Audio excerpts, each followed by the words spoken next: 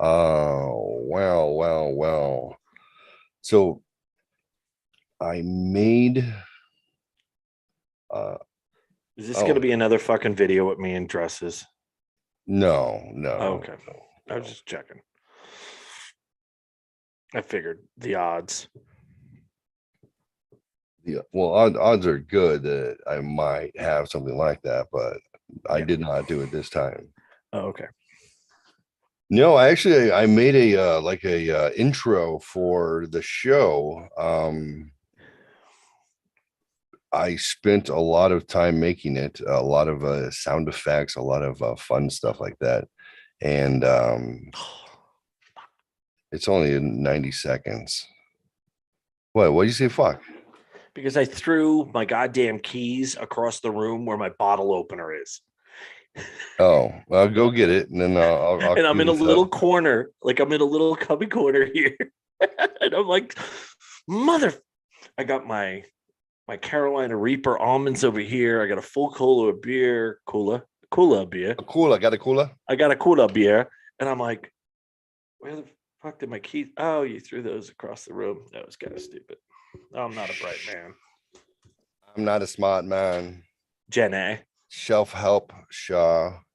Hey guys, Shelf Help Show, Dadbod, Biker Beard here. Look, I picked this up today.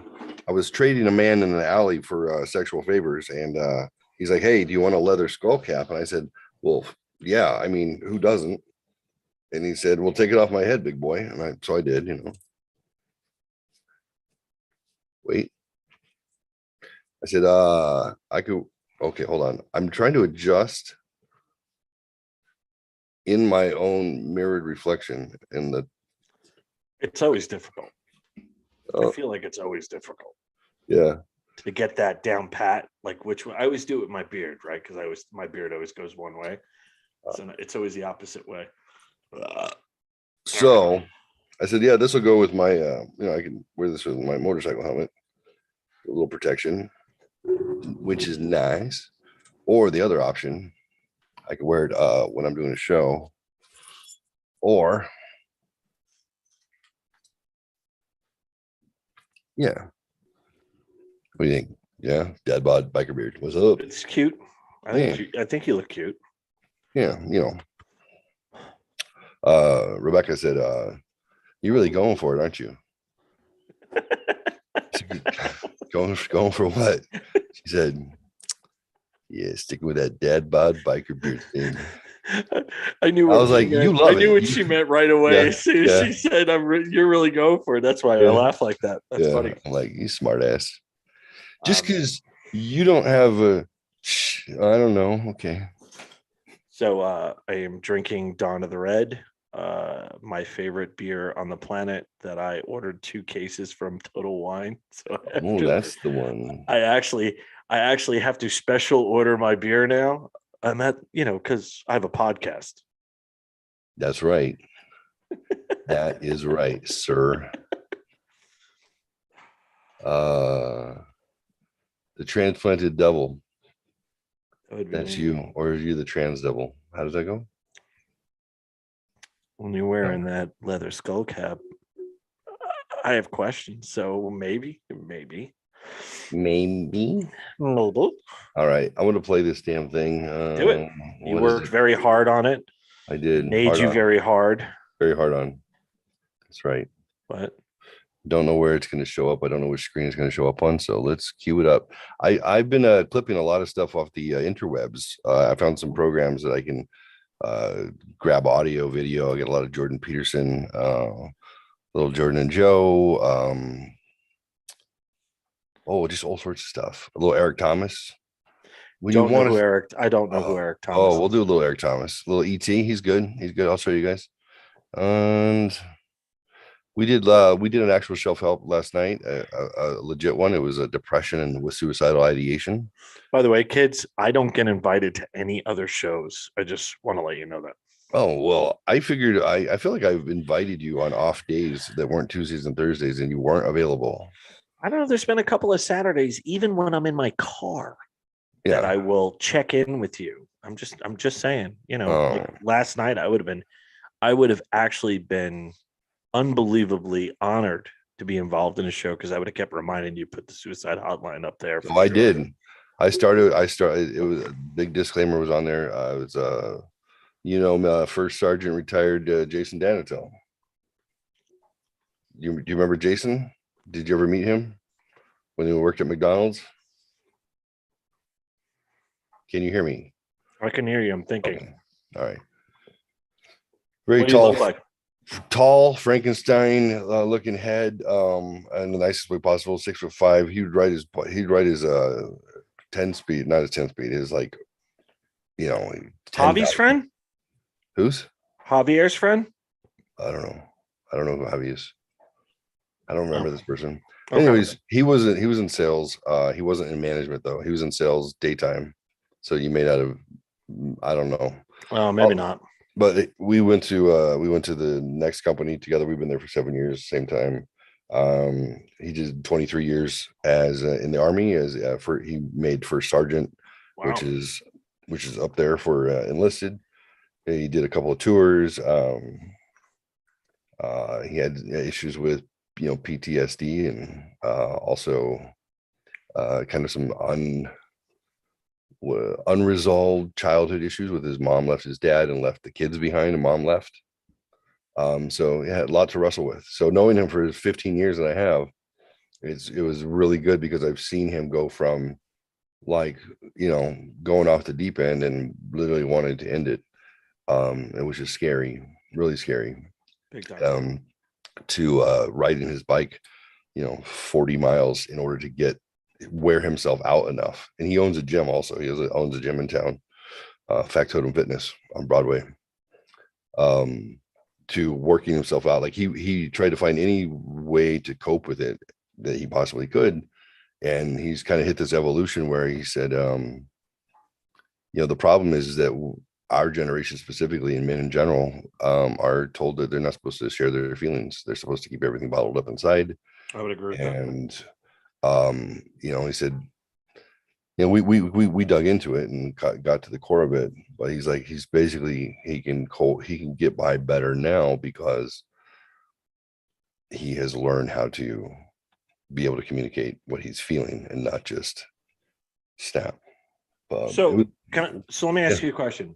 So do you feel, I kind of think we were that in-between generation. I really do, where my old man never told me not to express my feelings but he didn't. Right. So I think I followed by example. Right. Exactly. Right.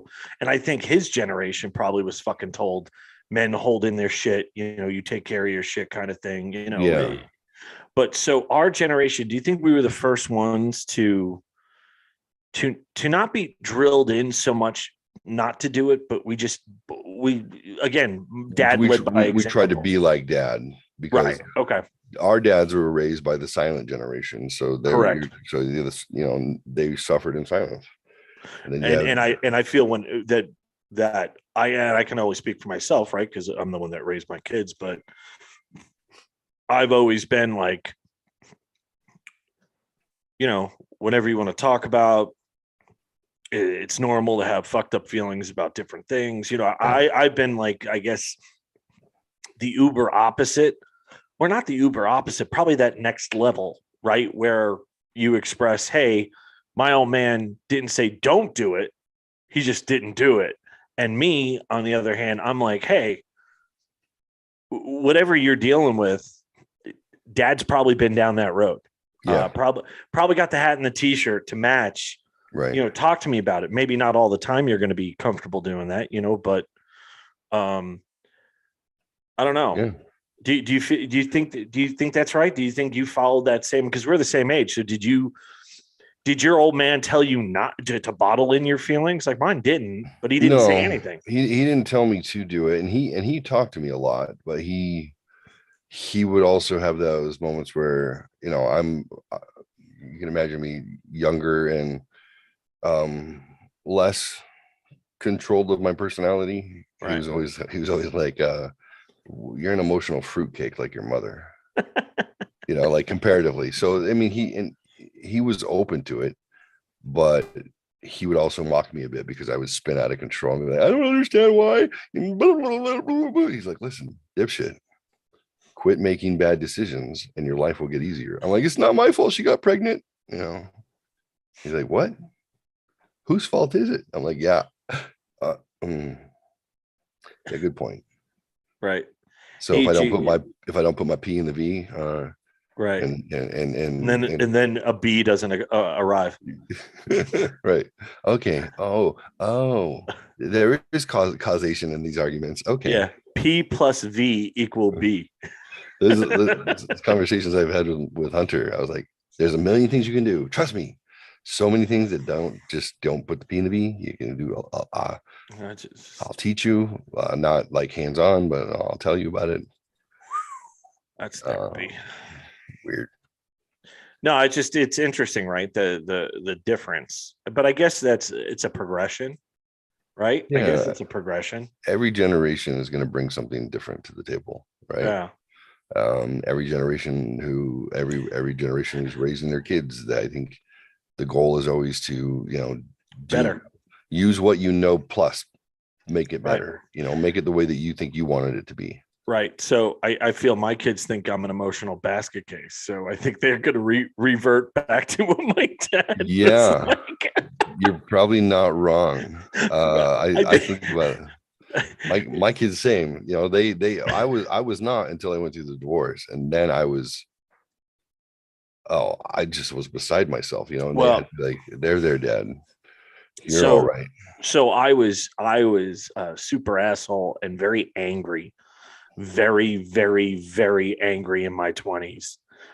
And then it kind of a switch kind of flipped. Instead of being angry all the time, I just became emotional all the time. Now, don't get me wrong, I'd have spurts of anger, threaten my boss to punch him out and shit like that.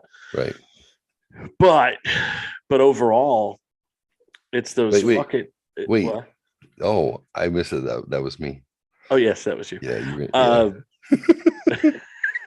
But I feel that when I became less angry and less a dick, because I was not, my 20s, I am not proud of my 20s at all. I think it was very introspective. Is that accurate? Okay. Yeah. That's all right. I couldn't think of the word today. Sample. That fucking sample. Couldn't think of the word sample today. That fucking brain fog from the goddamn COVID. I'm like, an example of something. It's like a small example. It's an example. You know what I mean? Fucking think of it. A sample. I couldn't think of sample. Anyway. But I think once I made that change, I don't know if it opened up a whole new door for me. Mm-hmm. But I was what you would call super aggro, like not, super. I don't know whether it was because I went from the locker room to the commodities market and became just more aggression, be better, be number one. Once I stopped doing that, I'm like, oh my God, I'm such a piece of shit. Oh my God. Like you have this crisis of conscience and you fall apart. I'm like, oh my God, somebody hug me. I don't know. So sorry. My kids are like, how many beers have you had? Yeah, I'm like, oh, 2 or 3. Why? Dad's drunk. Yeah, Dad's I'm drunk. Not drunk. There's going to be tears. He's going to give us advice about how he fucked up his life. And but I definitely saw that switch where I am totally a different cat completely, where I really, when it's things that I think are super important, I'm like, no, listen. But yeah, it's interesting how each generation's a little bit different, right? This mic is going to drive me out of my fucking mind being why in and out of screen. It is going to drive me crazy. Oh yeah. Sorry. The virtual background, it's just like, all right. Can you hear this? Oh no.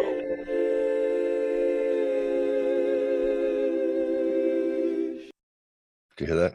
Yes. That was called sheesh. Emotional damage. Oh, dude, I fucking love that guy. Oh my god, do I love that guy. All right. Yay.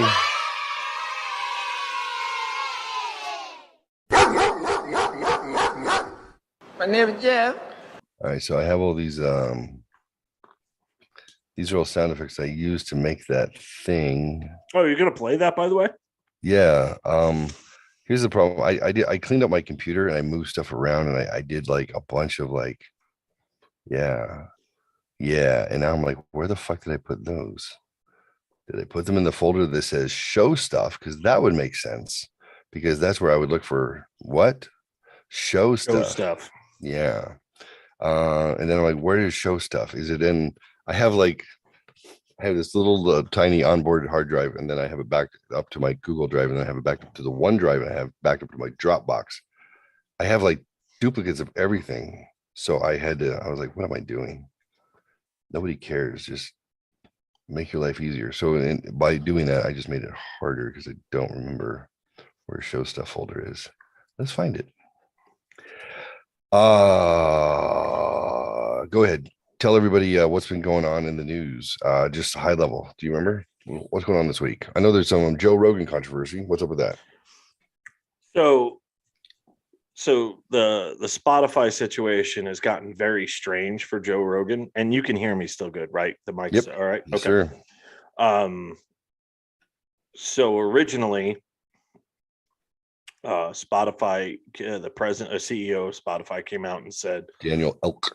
They are not going to stifle him. They're not going to censor him, but they may run disclaimers before his shows if it is sensitive material.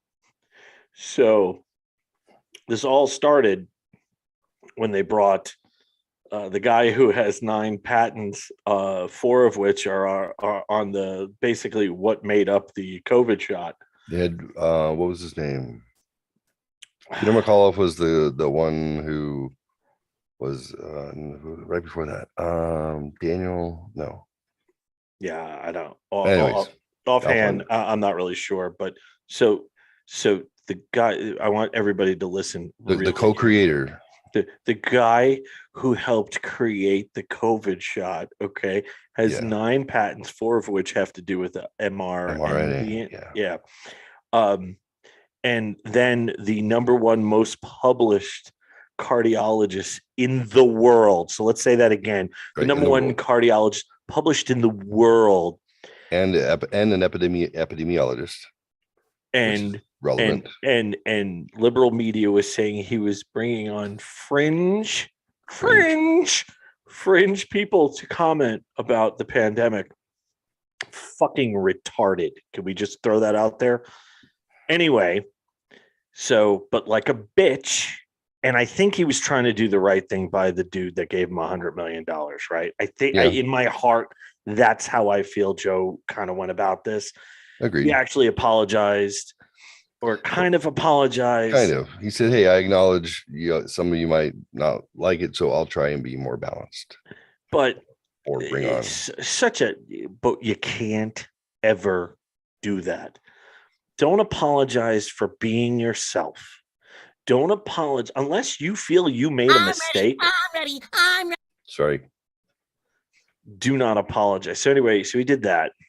And then the Spotify dude came out and said that we're not going to censor him, but we're going to put the disclaimers up front.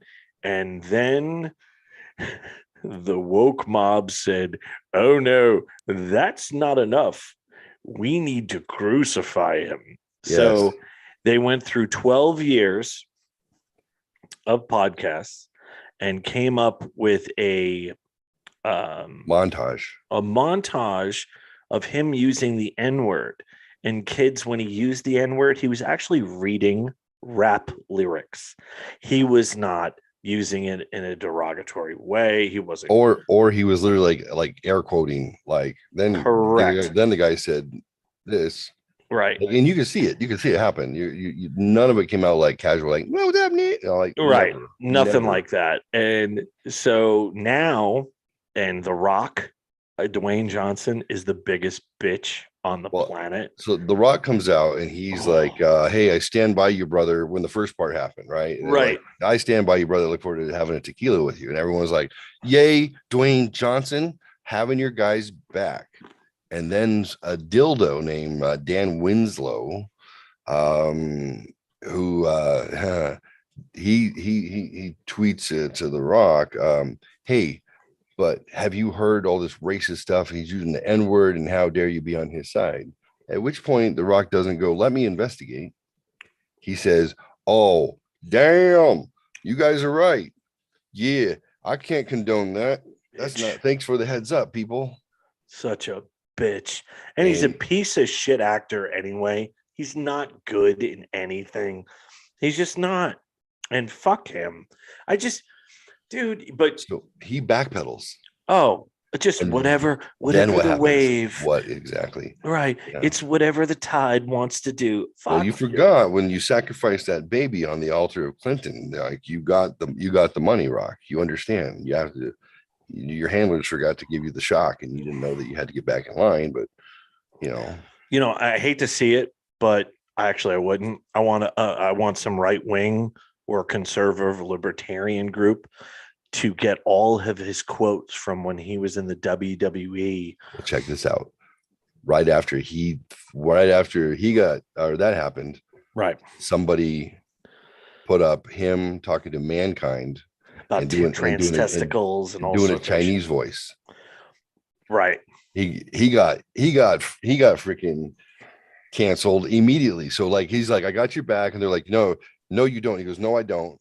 And then he's like, yeah, no, I don't. And then somebody goes, well, actually, Rock, you're a racist. Look at you're doing the that's stupid. All that stuff. He just got canceled. And then somebody canceled the guy who canceled him, or Dan. I think his name is Dan Winslow.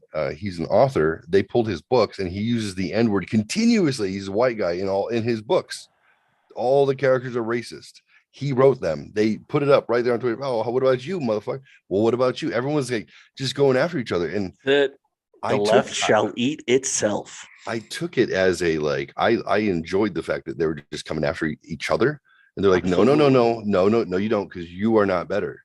Because when the right's doing it, they're not like, they're doing it like, check yourself, like stop. Right. You're not perfect. No one's perfect. No. Whereas the left doing it, they're inflammatory bots. Can we just say a couple of things? One, The Rock was doing a character on television in wrestling. He was a heel, a bad guy. Right. Nobody thinks that he is a bad person in real, but he's a spineless fuck. Right. And nobody thinks one of Joe Rogan's best friends is fucking Dave Chappelle. One of his other best friends, and I always forget the guy's name, the black comedian, elephant in the room, who died from cancer or a heart attack way too early. Fuck, one of the funniest human beings ever. Fuck. It was wore the hat, fedora. I don't. Patrice O'Neal. Patrice O'Neal. It was Joe Rogan's best friend. Yeah. I mean, it's just like, you think he's racist? Do you really think he's racist? I've been listening or watching Joe for 10 years. Right. And he has never said anything even mildly racist. He's just not. You can tell the guy's not wired. It's not like he has to stifle himself. It's not like he gets edgy. He's not edgy. He's not edgy in that way. He's not. No. He doesn't use it as humor. None of his stand-up material ever is racist. No. Even slightly. He doesn't use race as a joke because it's not his thing. It's not in his wheelhouse. I would, if I was doing stand-up, you'd go back, you would have to try and cancel me because I would be the guy who said all this racist stuff. That would have been me. I'm more wired to shock. He's not a shock person. No, he's not. He's very conscientious. And this is so anyway. So all this goes down, right? And then the CEO of Spotify basically tells all the people that work for them, I'm so sorry that you guys have to go through this. And some of the horrible things that Joe Rogan has said probably affects you and all this shit. Well, He led with that. yeah, it was Oh. bad, dude. So my boy Dave Rubin, who Yeah. has merged locals with Rumble, and I got to hear the origin story of this today, which was awesome. So glad. Rumble offered Joe Rogan a 4-year, $100 million contract if you want to leave Spotify. Come on over, son. So I also saw Another another 100 million. thing. He doesn't have to give his other 100 million back. I also saw something else where somebody said Elon Musk would offer him a fucking boatload more. And basically, he's waiting to see what the contract is with Spotify to basically compete against everyone, create his own fucking not only network for podcasts, But music rights, distribution, all the the whole nine. like compete. Elon Musk can take out Amazon Music, can't compete. YouTube a little bit. Spotify is tops. Pandora is whatever. Elon Musk has enough fuck you gazillions to dominate whatever he chooses. Correct. And it would be, it's so And he funny, right? You moves never Texas. thought, He and Joe are friends. He and Joe are friends, buddies. But the funny thing is, Joe's also friends with the Fertitta brothers Mhm. and Dana White, Right? which you're talking another couple billionaires. Right. Yeah. So basically, I think this is a waiting game to see what the contract is. If Spotify cuts him, I think they're responsible for all $100 million. Guaranteed. I'm almost positive it was guaranteed money. Because he wouldn't have taken it if there was anything in the contract. That would have Correct. said, if there was what do they Too call smart for it? that. A moral clause, Right. nothing. Because when he started, he said, look, the contract is they have distribution rights, they have sole distribution rights. Correct. For over YouTube. I can still have my old catalog on YouTube, and then after it's old, I can put it on YouTube. But they have primary distribution rights. I maintain ownership of everything. I have no censorship. They have no say in anything that I do at all. Correct. It stays the same. And like I said, I think the reason he apologized because he's like, this fucker gave me $100 million. I can't just leave him in his dick in the wind like this.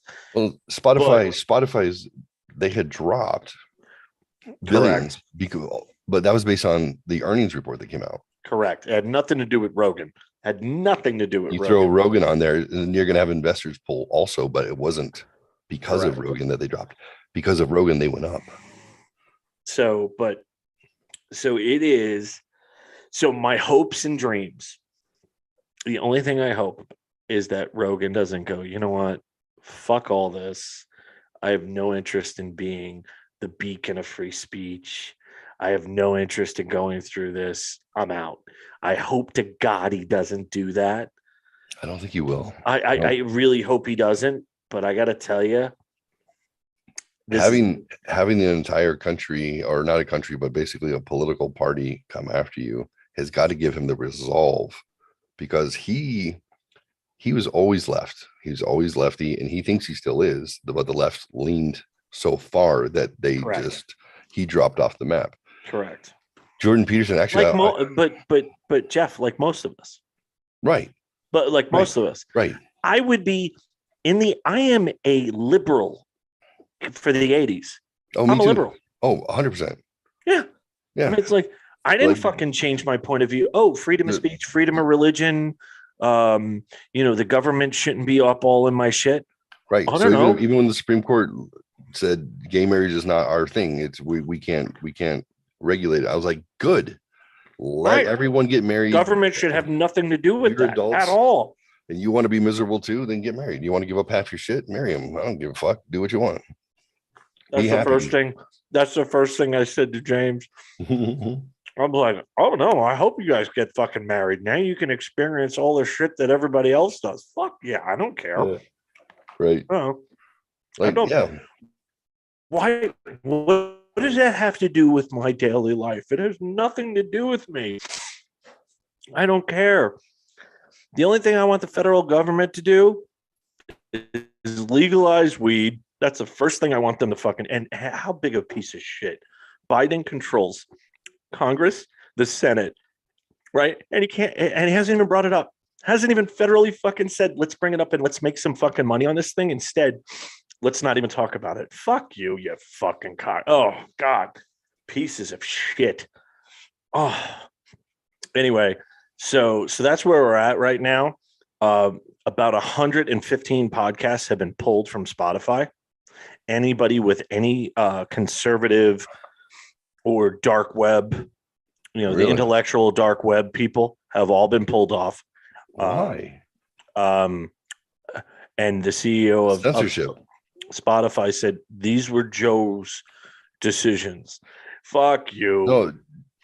Well, no. Oh, I'm sorry. Yeah, they pulled 115 episodes. 133. 133 total. I think it's a total. I think it's called a missing JRE. I found the website. Because I was actually copying the code and I was making my own website. I thought it was really cool. This is absolutely. That's why I love all these dumb people that think the book 1984 was about a Republican society. It's so not. It has nothing to do with that. Do they want to control your thoughts? They want to control your speech. They want to control everything. A conservative is like, no, just don't touch my shit. Leave me the fuck alone. I have no interest in your shit. Leave me alone. Yeah, it's brutal. Oh, by the way, eating these Carolina Reaper almonds, not being high. Holy fuck, but they're so good. And I keep opening the bag and going back in, dude. Dude, I'm glad I'm sleeping alone tonight. This is going to be probably a pretty vicious room, I would think. Oof. I can just feel, dude, my head is so sweaty right now. I got to stop eating because my head is so. Oh, dude, is it glistening? It is kind of glistening. Oh my God. Yeah. That heat builds up, bud. Oh, dude, it is so good though. They are so tasty. Yeah, I got a brother down in Winston-Salem, North Carolina. Dude that works. He owns a franchise down there for my company, and he's a brother, dude. He calls me probably every 3 days. How's it going? How's life? What's new and exciting? Nothing work related, whatever. Mm-hmm. He's like, oh, do you like hot stuff? And I'm like, oh, I do, because my brother-in-law's new wife is Mexican, so they always prepare the food for me the same way they prepare for the rest of the Mexican people. All the gringos, they kind of take out all the real good spicy shit. Yeah. I love that stuff. So he's like, oh, you like this? I had this hot sauce the other day. And I'm like, oh, cool. That sounds cool. 3 days later, 2 bottles of this hot sauce shows up at my house. And I'm like, dude. He's like, no, try it out. I'm like, oh, no, I didn't already try it. It's all over my freaking any kind of carne asada or stuff. Oh, dude, I always tell everybody, there's a guy that I worked with at McDonald's who had it was ghost chili powder. And anytime we would get any kind of carne asada, and they'd be like, hey, Jeff, you got that ghost chili powder right now? Yeah. And oh, dude, it would make me sweat, but it was so fucking good with the carne asada. So good. But anyway. Yeah. I used to make a green and a red hot sauce too. One of the red one I made was 25 habaneros, and it was in a 6 ounces bottle. It was like it was like red chilies, and then I would flash fry 25 in oil, because then it would bring all that capsaicin out. Dude, my kids woke up and they were like snotting. I didn't realize I had maced my entire family because I was fucking frying 25 habaneros at a time, making this hot sauces, and people were just addicted at work. They were just like, can I get some more? Can I get some more, man? Oh, it's so good, dude. I was like, yeah, it's so good. But so anyway, 2 Christmases ago, all of a sudden a package arrives from this guy, hey, Merry Christmas. All sorts of fucking spicy fucking everything. I mean, cashews and pecans and all sorts of, oh my God, it was freaking it was just Amazing. absolutely delicious. And painful, but delicious. It's still the same. So, but anyway, so he sent me these Carolina Reaper almonds for my birthday. So he had sent that out to me for my birthday. So it was pretty cool. I got in trouble at McDonald's, the San Diego office in my maybe 2000, no, 99, 2000, something like that. Early on, I'd been there. I started in 99, and I was in management already, and we had some sort of on-site retreat where we were, playing games and doing stuff, whatever. Back in the day when you thought that playing hopscotch at work would suddenly make your job better, but it didn't. Back when it was fun, it was fun. We had fajitas, was the food that we had brought in, and when we were going to eat, I made my fajita and I rolled it up and I ate it, and then I got another one, and somebody's like, damn, you roll those really well. And I was like, oh yeah, well, I learned from my Mexican mother-in-law. Right. She showed me how to do it right. And yeah, like 3 hours later, we're still in the retreat. I get pulled aside because there was a report that I was saying racist things. And my manager was Hispanic, Mexican, Mr. Benavente. And he's like, so you were talking crap about Mexicans? What was that? I was like, what are you talking about? No, I don't talk crap about anybody. It's like, yeah, well, the word got around that you were saying negative things about Mexicans. I'm Mexican. I was like, okay, and no, what? He's like, yeah, something about rolling burritos. I was like, someone asked me why I rolled them so well, where I got it, how I learned how to do it so well. I told the truth. My Mexican mother-in-law showed me how to do it well. That's why it's really good. She taught me how to cook them too. Like, is this an issue? Should I go get my Mexican wife and we can see how racist I am? Right. I'm like, it's a culture. It's a cultural thing. Right. I was passing along a cultural thing that I learned. Like, you stupid. You want me to lie? Well, why is this good? My mother-in-law taught me. Well, how does your mother-in-law know? I can't tell you. What are you going to do? Like, well, no, I'm curious though. It looks professional. Well, my mother-in-law once had a restaurant where they made food of her people. And yeah, she ran that for like 7 years. Really? What kind of restaurant? It's food restaurant found in a country just south of ours. Oh my Lord. Plymouth Rock. We didn't land at Plymouth Rock. Plymouth Rock landed on us. It's not true. Not true. They sold their country out from underneath you. California is technically, it was purchased on the cheap. Don't worry about it. Yeah. Yeah. So that's when he was like, oh yeah, I'm sorry. I'm like, oh, she's pregnant right now. We're about to have a Mexican kid, like half Mexican. Should I tell him? Sorry, your daddy's racist. Don't eat tacos. Shit. Welcome to the world, sir. I did say something inappropriate though when my son was born. There was a little brown stain on the gurney, and I said, "Look, I'm Mexican." And I was referring to the. Okay, so that was bad. That was tasteless. But I was playing Frank Sinatra at the time, which means it was cool. Is that what it means? Yeah.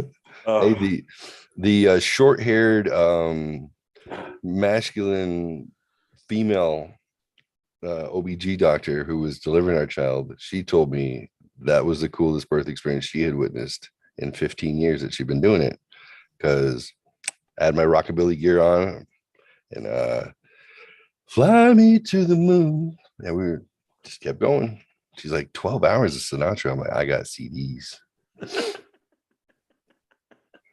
All right. Dude made a lot of albums. He made a lot of albums. He did. So anyway, so the last thing that I heard was the the Rumble offer, and like I said, I got to hear the story from Dave Rubin, because Dave Rubin is probably my favorite podcaster right now. Yeah. And those of you that don't know, Dave Rubin used to work for the Young Turks. So he was in on the left side, and what turned him was Larry Elder. Basically, when the Young Turks called Larry Elder, who is a black man, basically they called him an Uncle Tom and things like that. And Rubin kind of saw the light. And since then, he has created Locals, which is Ruben interviewed him yeah, to find out what being a conservative was about, and he was like, "Oh, I have more in common with." Correct. What? Yeah. It's like, wait, Yeah. you don't have to be this polarizing figure. It's not like No. I'm for slavery and I'm against slavery. Like, that's it. Kill babies, don't kill babies. Like, Right. no, those are things. Those are personal choices. Those are things, and it's, Right. it's about what do you stand for as a person. Right.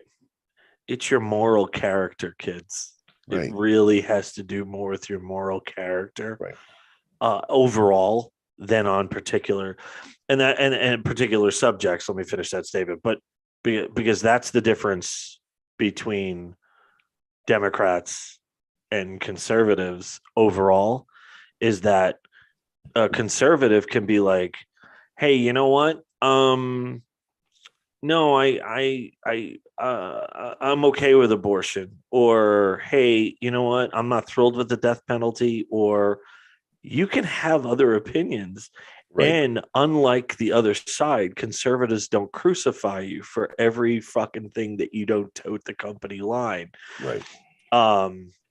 I just heard a great I love Dan Crenshaw. Oh, by the way, I think that Dan Crenshaw thing was bullshit that you talked about. Okay. Because I never saw it anywhere. And they would I watched it.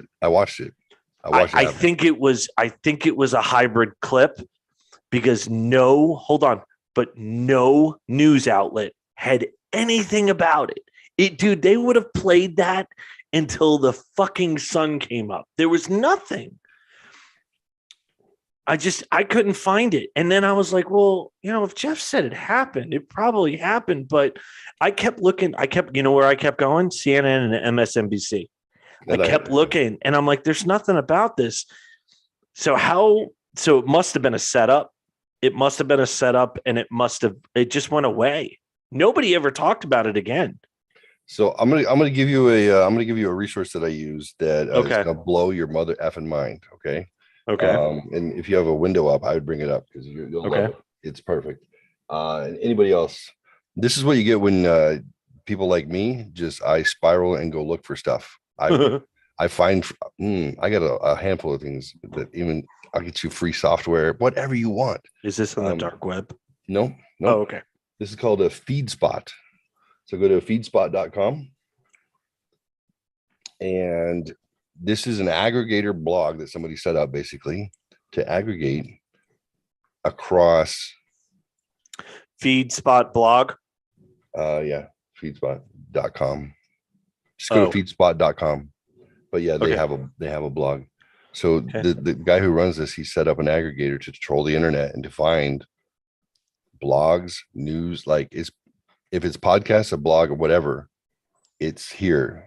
If you type in whatever search term you want to look at, I just pulled up Dan Crenshaw, 10-year-old girl. It'll give you everywhere they can find where it exists, and there's nothing curated here. It's not Google style. It's not going through Google. And then they'll tell you the impact. How much is it being posted on Facebook? How much is it? What's the impact on the web? How much? Am I spelling Dan Dan Crenshaw CRENSHAW?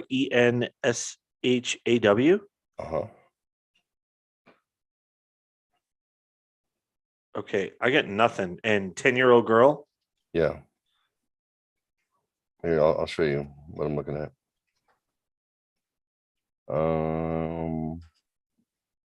Basic. You're a basic bitch. Here we go. Check it. I'll share my screen. So FeedSpot. Now I pay for the pro. I pay a couple bucks. Yeah, it's not giving me. Oh, wait a minute. No, it just came up with Girl Scout blogs. You have this typed up there. Dan Crenshaw, 10-year-old girl. That's not what the website looked like when I went to FeedSpot. Okay. So it was a different looking website. So it's www.feedspot.com, and then I'm under there's different parts of it. I'm under /brand monitoring. Okay. So I just want to comment, Mama Fox said something, but isn't a politician supposed to be representing the majority view of their constituents, not necessarily their own views? So in a perfect world, they're supposed to represent where they're from, right? But the new world that we live in is they represent what can get them reelected. Correct. At least that's how I feel. Correct. So let me see if Dan Crenshaw gets upset at 10-year-old girl at an event and gets heckled by the crowd. Don't question my faith.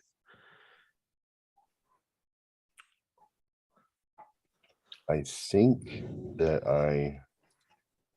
I don't. So she just said, and that's why government sucks. So I don't think government sucks. So I'm not one of these burn it to the. Oh, are you playing this? I'm sorry. Oh, that's all right. I think people in government suck. I think people suck. Why? Okay. So what's the better way? Important hero archetype to give context to anyone who hasn't heard. Crenshaw said, quote, "The most important thing here is that we have important hero archetypes that we look up to. Jesus is a hero archetype. Superman is a hero archetype. Real characters too. I could name 1,000. Rosa Parks, Ronald Reagan." End quote. I can't wrap my head around this. Well, I'll help you. Put a period after the word Jesus and don't question my faith. Wow. Okay, that's Wow. To a 10-year-old girl. Way to go, guy. There's You moron. what? Oh, hi, blonde. Yeah, you don't talk to a kid like that. Yeah, boo. Don't question my faith. Oh, okay. You guys can ask questions about all of these things and I will answer them. But don't question my faith. I can question your faith if this is what you said. There's no way she's only 10, dude. There's no way she's only 10 Am I years old. saying Jesus is not real? That's a ridiculous statement. Of course he's the Son of God. Of course he's the Son of God, and of course he's You real. can say two different things. You can say that on a podcast, and you can say this here. Yeah, that she's no way that she's 10, by the way. That's bullshit. Speak it that way. Which is not very Christian. Which is not very Christian. Let's go, Brandon. Let's go, Brandon. It's not. Yeah, Yeah, there's set no up. way that person is 10 years old. set up. Absolutely a setup. And that's why, My bad. and that's why I think that's why it had no traction, because I don't think she was 10. And when I say no traction, I mean, like after you told me that, I went right to MSNBC and CNN because I like to see what the other side thinks. Not a freaking word was mentioned about it. So that's why I don't think it was a 10-year-old girl. I think that was a complete setup and bullshit. But I want to get back to the whole government thing. So I don't think government sucks. I don't. I think there's a place for it.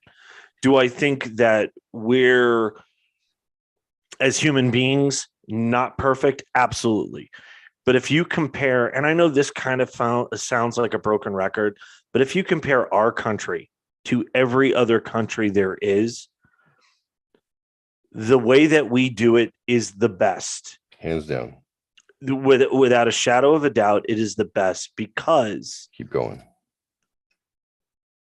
no matter where you start as in a person, I'm doing the Clinton thing again, or is this more an Obama thing? I think it's both, right? Didn't they both do this? But I think Drop your mic down below your chin.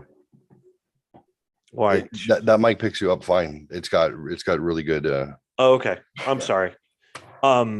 So I think that overall is the system perfect? Absolutely not. But the system is made, at least in the US, not to make drastic changes all at once, right? I think the only time that we've done something like that is Obamacare. And I thought that less people were insured now than they were back then, I was wrong. The quality of insurance obviously has fucking tanked for the majority of us, but the goal of Obamacare was not for Jeff and John who have full-time jobs and work for a living, that our insurance would be great. It would be the dude or the dudette that are in a rough spot and needed to have insurance. It would be accessible to them. So I've kind of changed my point of view on that because of the stats that we saw.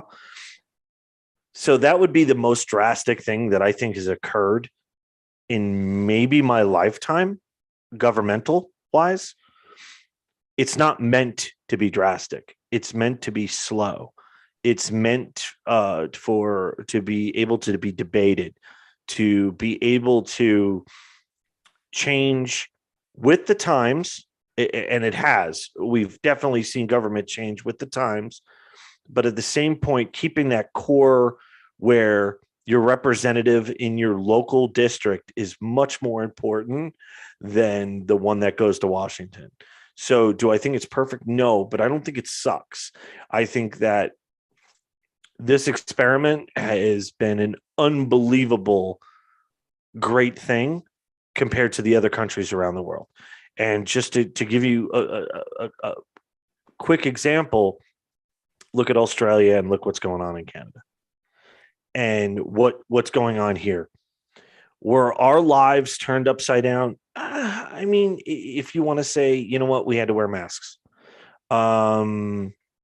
Since the OSHA thing got wiped down, really has your life changed so dramatically in the last 3 years where it has in Australia, where it has in Canada, where it has in other countries around the world?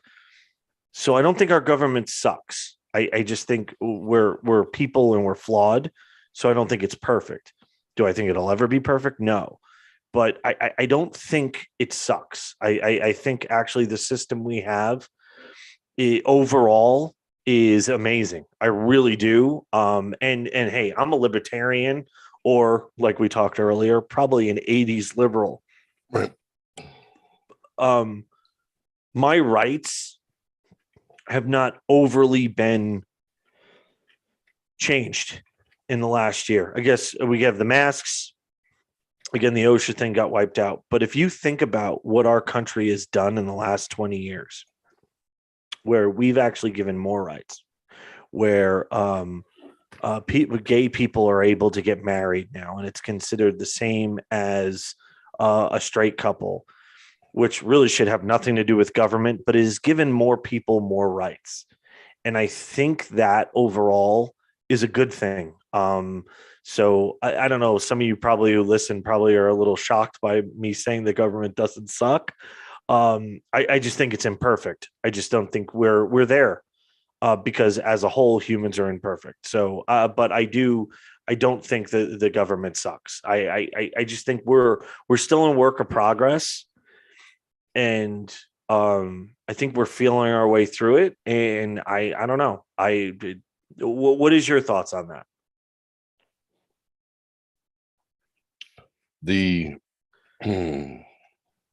representative democracy is hands down it's the most effective form of government. It's more effective than parliament. Parliament's close, but I don't know. Here's the thing. Here's how you know it's not bad. Now there are bad actors in anything that you do, and I would have to say that the agenda of the left has been no holds barred. This is their chance to make the sweeping changes, to break down things that they don't like and try and destroy what was what's the right word to say? What the founding fathers set up? Yeah, they're at, okay, check it out. So I think they're assholes who have bad intentions.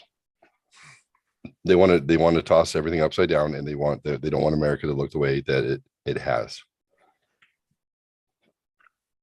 That being said, the elections that have already occurred that have taken those people out as players is an example why the government is good. Now you have to understand there's just human beings involved. John and I could run for office. We get elected. We go in. Maybe we have an agenda. We have certain things that we promise. There's things that we want. We want to stay there. We want to make a change. Correct. We get enticed with lobbyists and power and money. And hey, look, you want to be on this. You want to be in this group because if you're in this group, then you'll be able to stay longer. You'll be able to do the thing. And people get corrupted. It's absolutely true. And people get caught. How many politicians in history have just fucked up and they're gone? They go to jail. It happens. Every governor of fucking New York, like the last 4 of them, they've all gone to jail. Right. Well, he's not going to jail, but unfortunately, absolute power corrupts. Absolutely, we understand this. This is a thing, but the way that the government and the Constitution was set up, was not intended to be as big as it got, but it's huge. It's money, guys. It's money and power. But it wasn't. It was never built for 350 million people. No, that was not at all. That's the other thing is that our founding fathers were brilliant individuals. Yeah. But when you're talking about back in 1776 or that era, most of the people look the same here. Most of the people came from the same places. Right. This is an unbelievable. So I think one of the other things that I stated earlier, how much of a dick I was in my 20s and how angry I was. I have become so much less cynical where I really believe. So what you were just talking about, right? Absolute power corrupts. Absolutely. Yeah. Right. So do you think part of those people, so in my heart, I do you think part of those people realize, fuck, if I don't stay here, I can't make the changes I want to make. So Correct. In my heart, Yep. I feel some of those people still exist. I really do.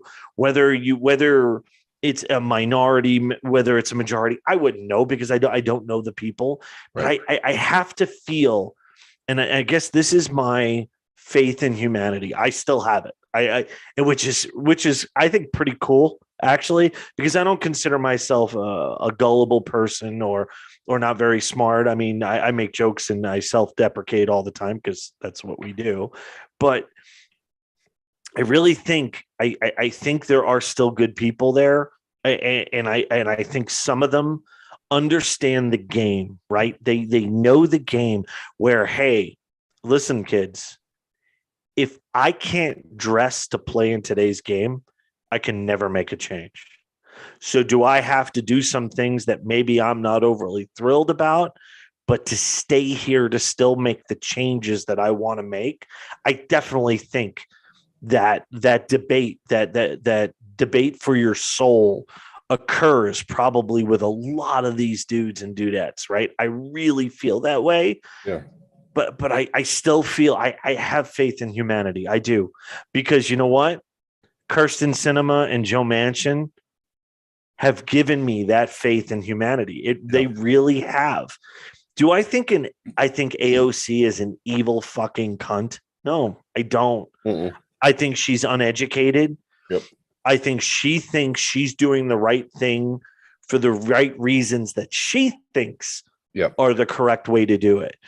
And so I don't feel hate towards those people, or I guess it's me trying not to be cynical about it, but it's just a different point of view, right? And I think that's wonderful. And I think at the end of the day, without being super sappy, I think that's what makes this country so fucking great, is that you get to hear. You may think that person's a moron, but note, and at least in my heart, I think they're coming from a place where they think they're correct. Right. Not that there's now. Do I think like Schumer and Pelosi and Waters? Do I think part of that fucking just got to get control for the sake of get control. Absolutely, I totally fucking disagree with completely. Do I think they're evil at heart? No, I don't. I really don't feel that way.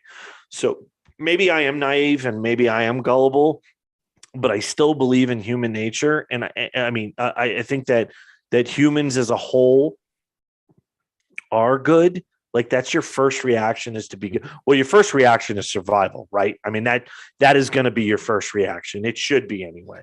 But I think as a whole, I think people are good. I just think some of them are misled. But maybe that makes me gullible or a romantic or whatever. But I don't know. I mean, what do you think? Do you agree with what I just said, or I do. Okay. No, I do. Doesn't mean it's not frustrating.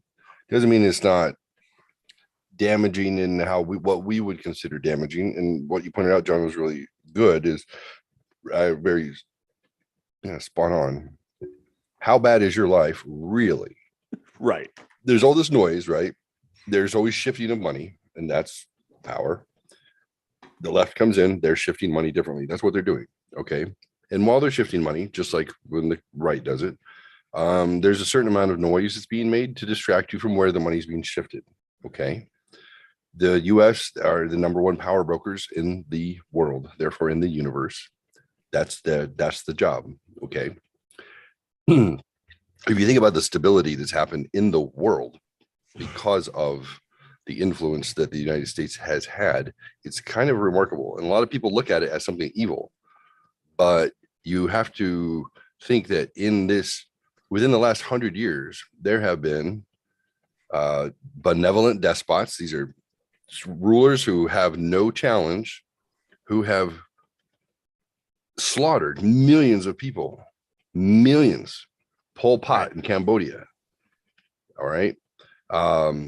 Hitler, we know that one, right? We know Stalin, right? In Russia, literally hundreds of millions of people died under their rule because they thought they had an ideology that said, well, Stalin said life is suffering. And he truly felt that he was doing people a favor by killing them.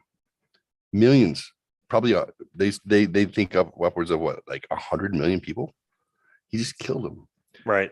So Pol Pot in Cambodia, it's just you got the Khmer Rouge, you got the the slave class in Cambodia. He just murdered them all. He's just murdered millions of people. And to them, that wasn't genocide. That was just trying to preserve the world. They thought they were doing the right thing.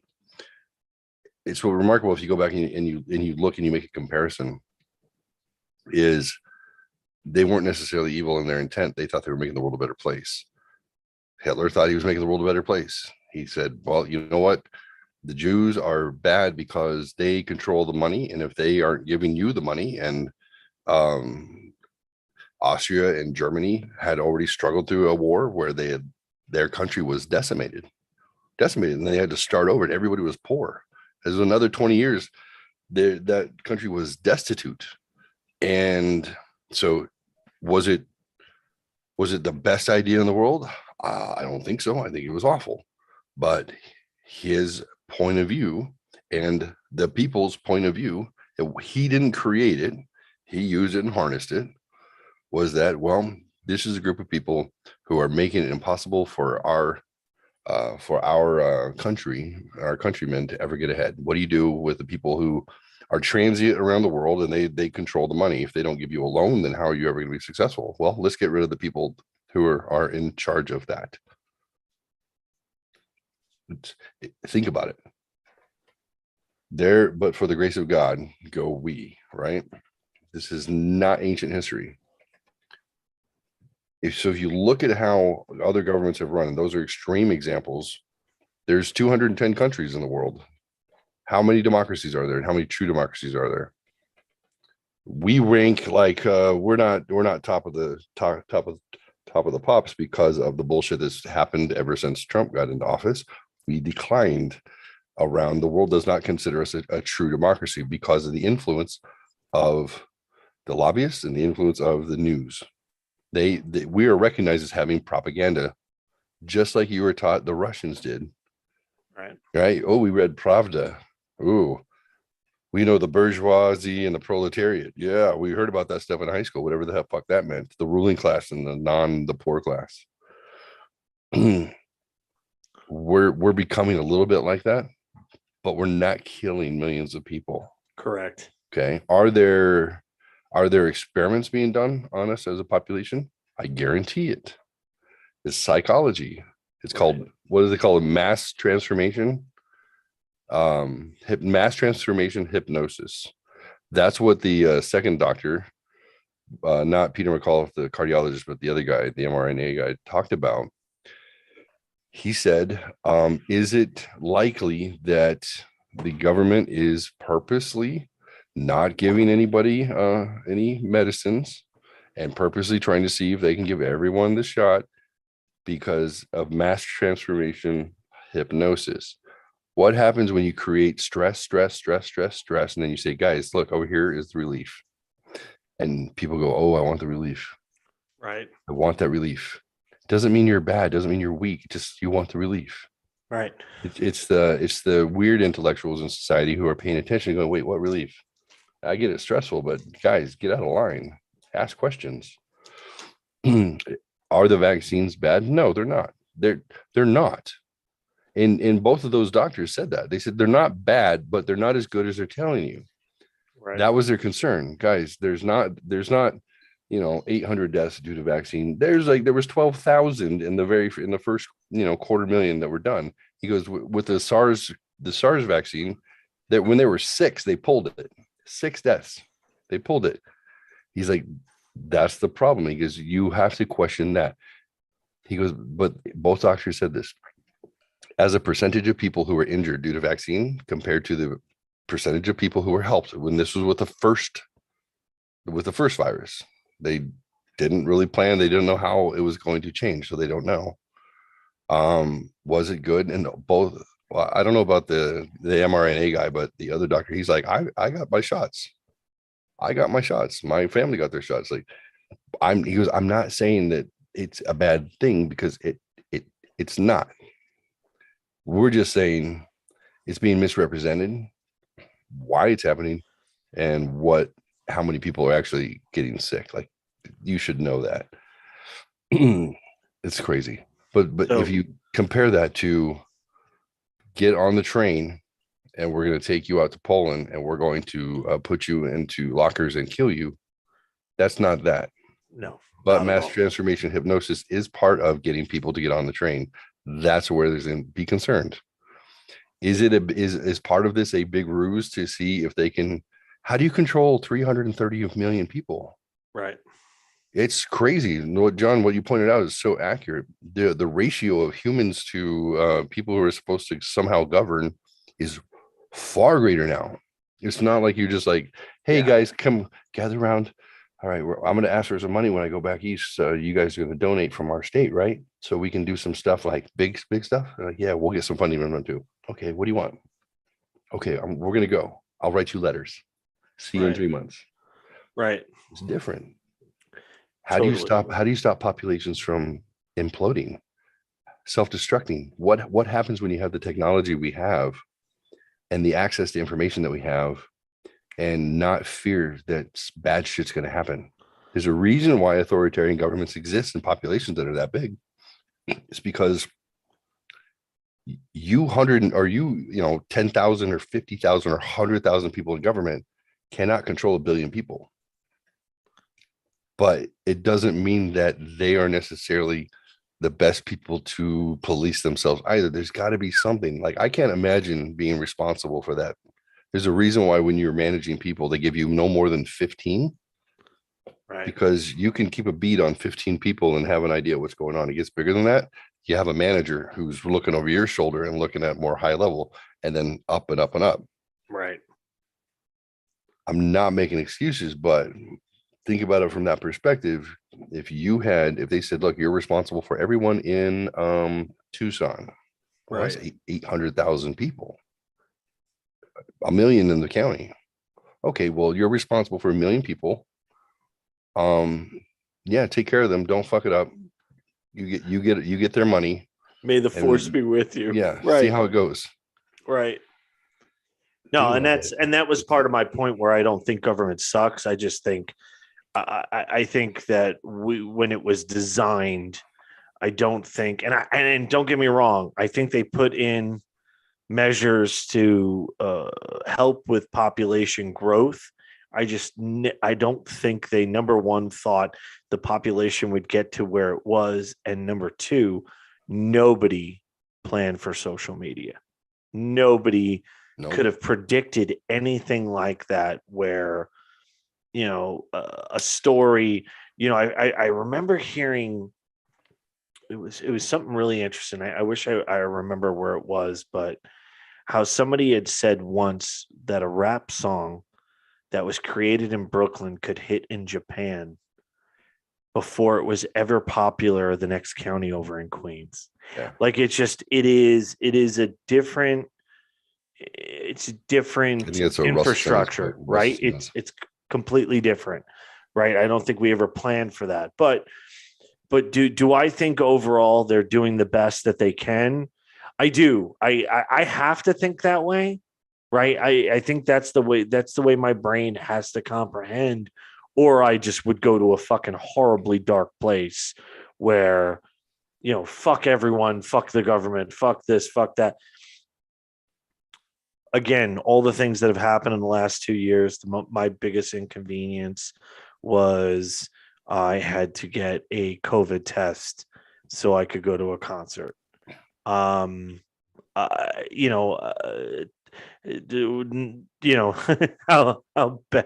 bad is my life? It's not bad. You know what I mean? It's just not.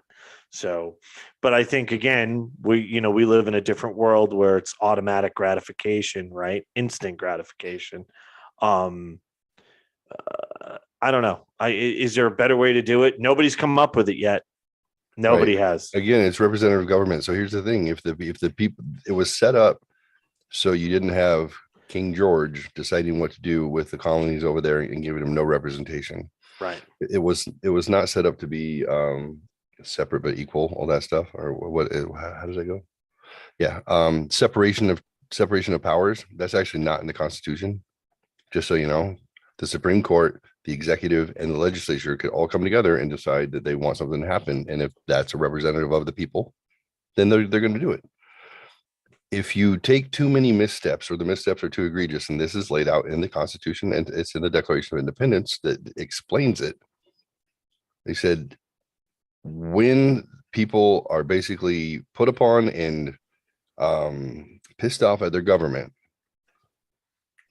the idea is not that group right then overthrow the government. That is not the intent, but to wait a generation, which is 15 years. Wait a generation. This was the admonition.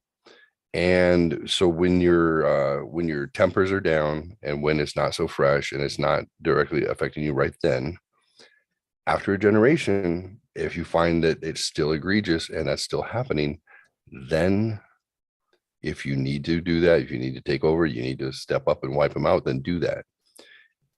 That's written as intent. So they get that people are going to be upset because things change. Things are one way, we're comfortable, they go another way, and it's uncomfortable. The way media, obviously, the speed at which we get information, you don't know what's right, what's wrong, tempers flare. At the end of the day, if you waited 15 years, is it still something that's going to destroy your country? If it is, then and representative government hasn't fixed it yet, then now you might want to make that your plight. People are getting voted out of office who are making bad choices, right? It's happening. And this is West Virginia is a great example. Oh no, West Virginia. This is when great example. This is when your populace, maybe the ones who don't usually get involved, they want to raise their kids, like most of us. They want their kids to be happy and healthy, get a decent education, have a chance to fuck up just as much as their parents did, and rinse and repeat, right? It's our biological imperative. Now, if you start messing with those base needs, Maslow's hierarchy of needs when it comes to raising your kids, start fucking with the education, Start teaching them ridiculous things that you don't agree with, and start telling the parents that they are not the decision makers for their kids. You get what happened in Virginia. You get replaced. Right. The school boards get wiped out. Everybody gets wiped out, because that's when the parents go, I'm sorry, what was all this noise about? Oh, that? Yeah. CRT? Yeah. You got to go. Right. And it's gone. It's not like France was with Marie Antoinette and let them eat cake. They were taken out and assassinated because of that. Now, most of this left-wing kind of Marxist ideologue bullshit has come from France, because it was already proven to be ineffective in other parts of Europe. But the French, the ones who sat around and they don't fight anybody, they're the ones who kind of pulled that Marxist crap and kept pushing it forward. That's what we're dealing with now, is a bunch of people who think the way that they think. Are they inherently good? Are they inherently evil? I don't think they're evil. There are evil people. You'll find them. But there are people who might be misguided. They may not be representing what the majority wants. And if the majority doesn't want it, we have a government that allows us to get out and vote, make a change, and there you go. It's amazing that way. We don't have to assassinate them in order to make a change. So Hobbes and Rousseau, those are the big philosophers 200 years ago. Is man inherently good, inherently evil? John Locke, it was Montesquieu, Locke, Hobbes, and Rousseau were the biggest philosophers when democracy was being created, American democracy. And they mostly were aligned with intention and what humans really need. He was like, humans want to be united for the most part, and they don't want to be subjugated, and they don't want to be stepped on by others. That was the understanding. There was so much written when this form of government was being created, because they had to investigate it, because it hadn't existed before. They're like, what is it that this government wants to do, and what do we know about humans, and like, will this work? It's an experiment. It was literally an experiment, and they wrote about it as such. Alexis de Tocqueville, he wrote Democracy in America. If you want to fall asleep quickly at night, try and read that. Whew. But there was so much done that they said, I think it was, who was the inherently evil person? 1650s. Oh, this is like Mayflower time. Hobbes wrote that in life in the state, famously wrote that life in the state of nature, that is our natural condition outside the authority of a political state, is solitary, poor, nasty, brutish, and short. Because life was short. It was brutal. Life was still brutal. It's just on a different perspective. Just over a century later, Jean-Jacques Rousseau countered that human nature is essentially good, and that we could have lived peaceful and happy lives well before the development of anything like a modern state. At first glance, then Hobbes and Rousseau represent opposing poles in answer to one of the age-old questions of human nature: are we naturally good or evil? So Hobbes, 1651, what was happening back then? This is like Mayflower guys, right? He said life is solitary, poor, nasty, brutish, and short. But they escaped persecution from England for their religious preferences, convictions, came over to here and suffered trying to make a life for themselves. So you wouldn't think that philosopher would have anything positive to say, because life sucks. It's hard. That was his experience. 100 years later, though, they're like, hey, it's not that bad, because there's progress. Right. If you're living longer and less of your children die in infancy, you're starting to feel like things are going well. I think we also lose perspective, John, that 150 years ago, which, to quote Joe Rogan, if a human can live to 100 years, Then this country was founded 2.5 people ago.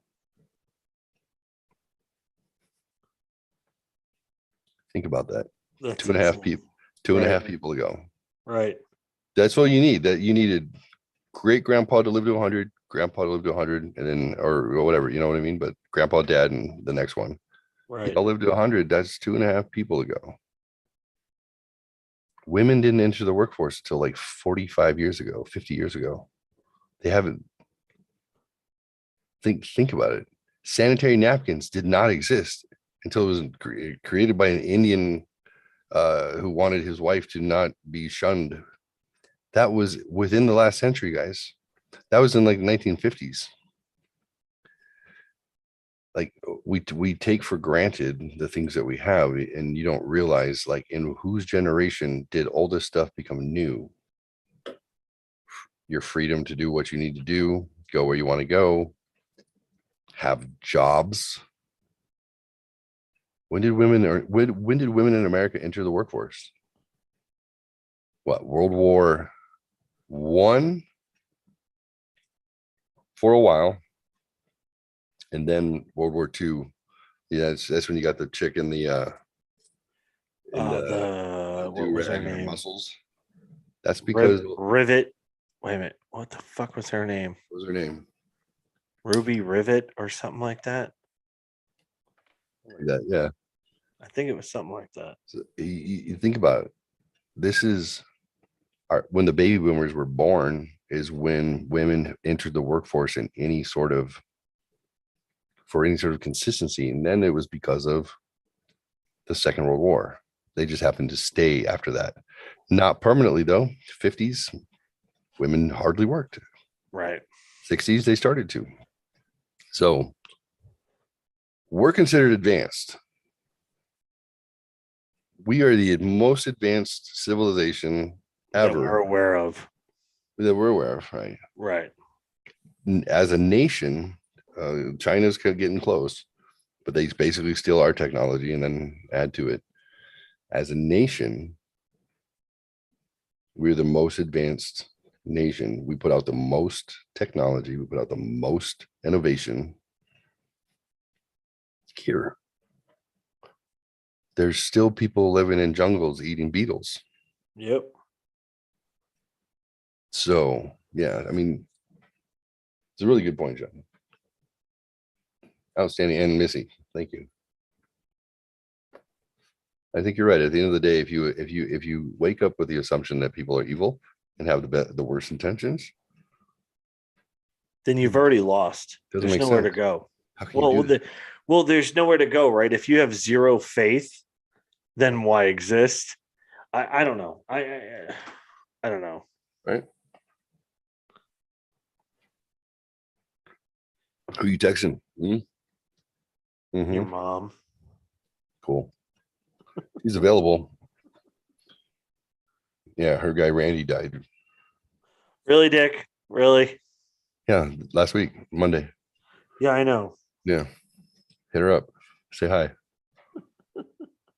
Sorry, Mom. Dude, that is some sick picture she sent me. She's free. She's free. That's why you liked her. I don't care if she's free or not. Yeah, doesn't bother me one way or another. So what's weird about the chat room is Mama Fox is commenting and it's saying we have 0 eyes on us in the chat room. That is weird. Why is that? I don't know. May not be picking her up. Well, she's chatting though, right? Yeah, It's not picking her up. that's weird. I don't know. Hey, you want to see my intro that I made for the show? Yeah, I've been waiting for it. Now, if there seems like there's a lack of representation for transplanted devil, I would say trans devil. It wasn't. I had that's a slide in there for us. I think I wound up taking it out on accident. Oh. But I'll add one back in. Oh. I try to represent everyone. Interesting. All That's right. great. We're gonna watch 90 seconds of not involving me. This should be fun for everyone. Can you see it? Yes. All right.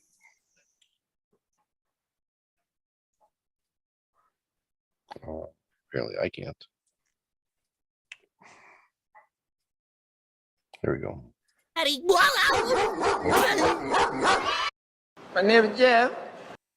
I'm ready. I'm ready. I'm ready.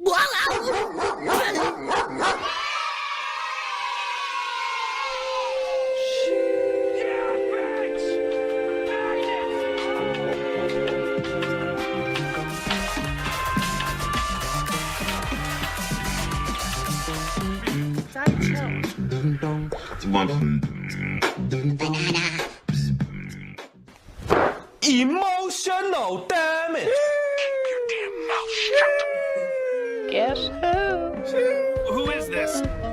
My name is Jeff. Doing Steph.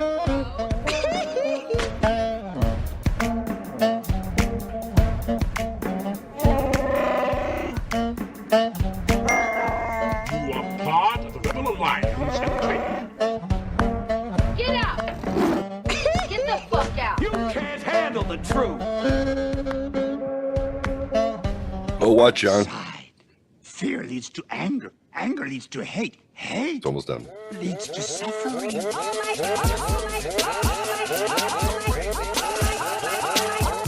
Hello? Oh my God! Hey, I'm off the deep you ever been in love? Daddy, you were in love. I love you. And you will know my name is the Lord when I lay my vengeance upon thee.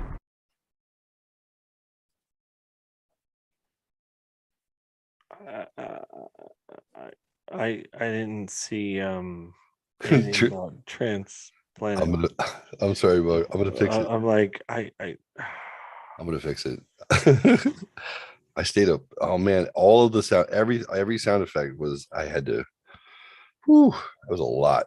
I had to layer. You're not in there. You're not in there. That's the point. Yeah, I know. I'm sorry. Not at all. So sorry. I'm either in a dress as an Indian chick or I am not in it at all. Yeah. Well, I haven't decided which I like better. Mm. So I'll have to let you know. mhm. Yeah. Sorry, buddy. I made two versions. I made because I played it on Sunday night for Atomic Dork Squad, which is Jeff and Daniel. Fucking never get invited to that shit. Well, nobody goes on that show except for the three of us, so that's one's special. But I'm just bring back a Saturday show. We'll start doing a Saturday show.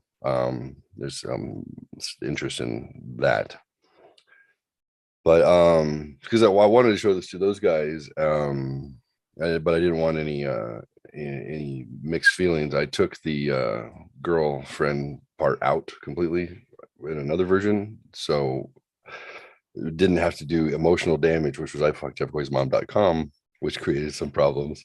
And then anyway, that one was funny though. I got a good laugh even from Jeff on that one. Emotional damage. Yeah, his mom got mad, and then his brother threatened me, and then he got banned from Facebook. And here's the thing: I didn't create I fucked jeffboysmom.com. Well, I did, but he wanted me to. He paid for the site. Yeah. After 3 months of badgering, I was like, okay, you really want me to go through with it? You think the joke is funny? I got the domain. I'm making clothing. Okay. And then I did it. And then he was like, my mom's mad. I was like, I know, because she put a sad face on my Facebook. I'm like, she just joined Facebook. And I was like the third person she added. And he's like, so me, my two brothers, and you. I'm like, yeah, Chris is not on Facebook. So I was the third. You see, you set me up. Your mom was like, oh, Miss Jeff Adams. I'm going to be friends with Jeff Adams. Great. It was fun, though. It was awkward, but it was fun. Anyway, Bogart that anus. That's another website I have. Yeah, it's when you don't want to share. You're like, mine. I got that for Rebecca's birthday, which is Friday. Do you want to know how old she's going to be? on Friday? I think you're frozen. 6.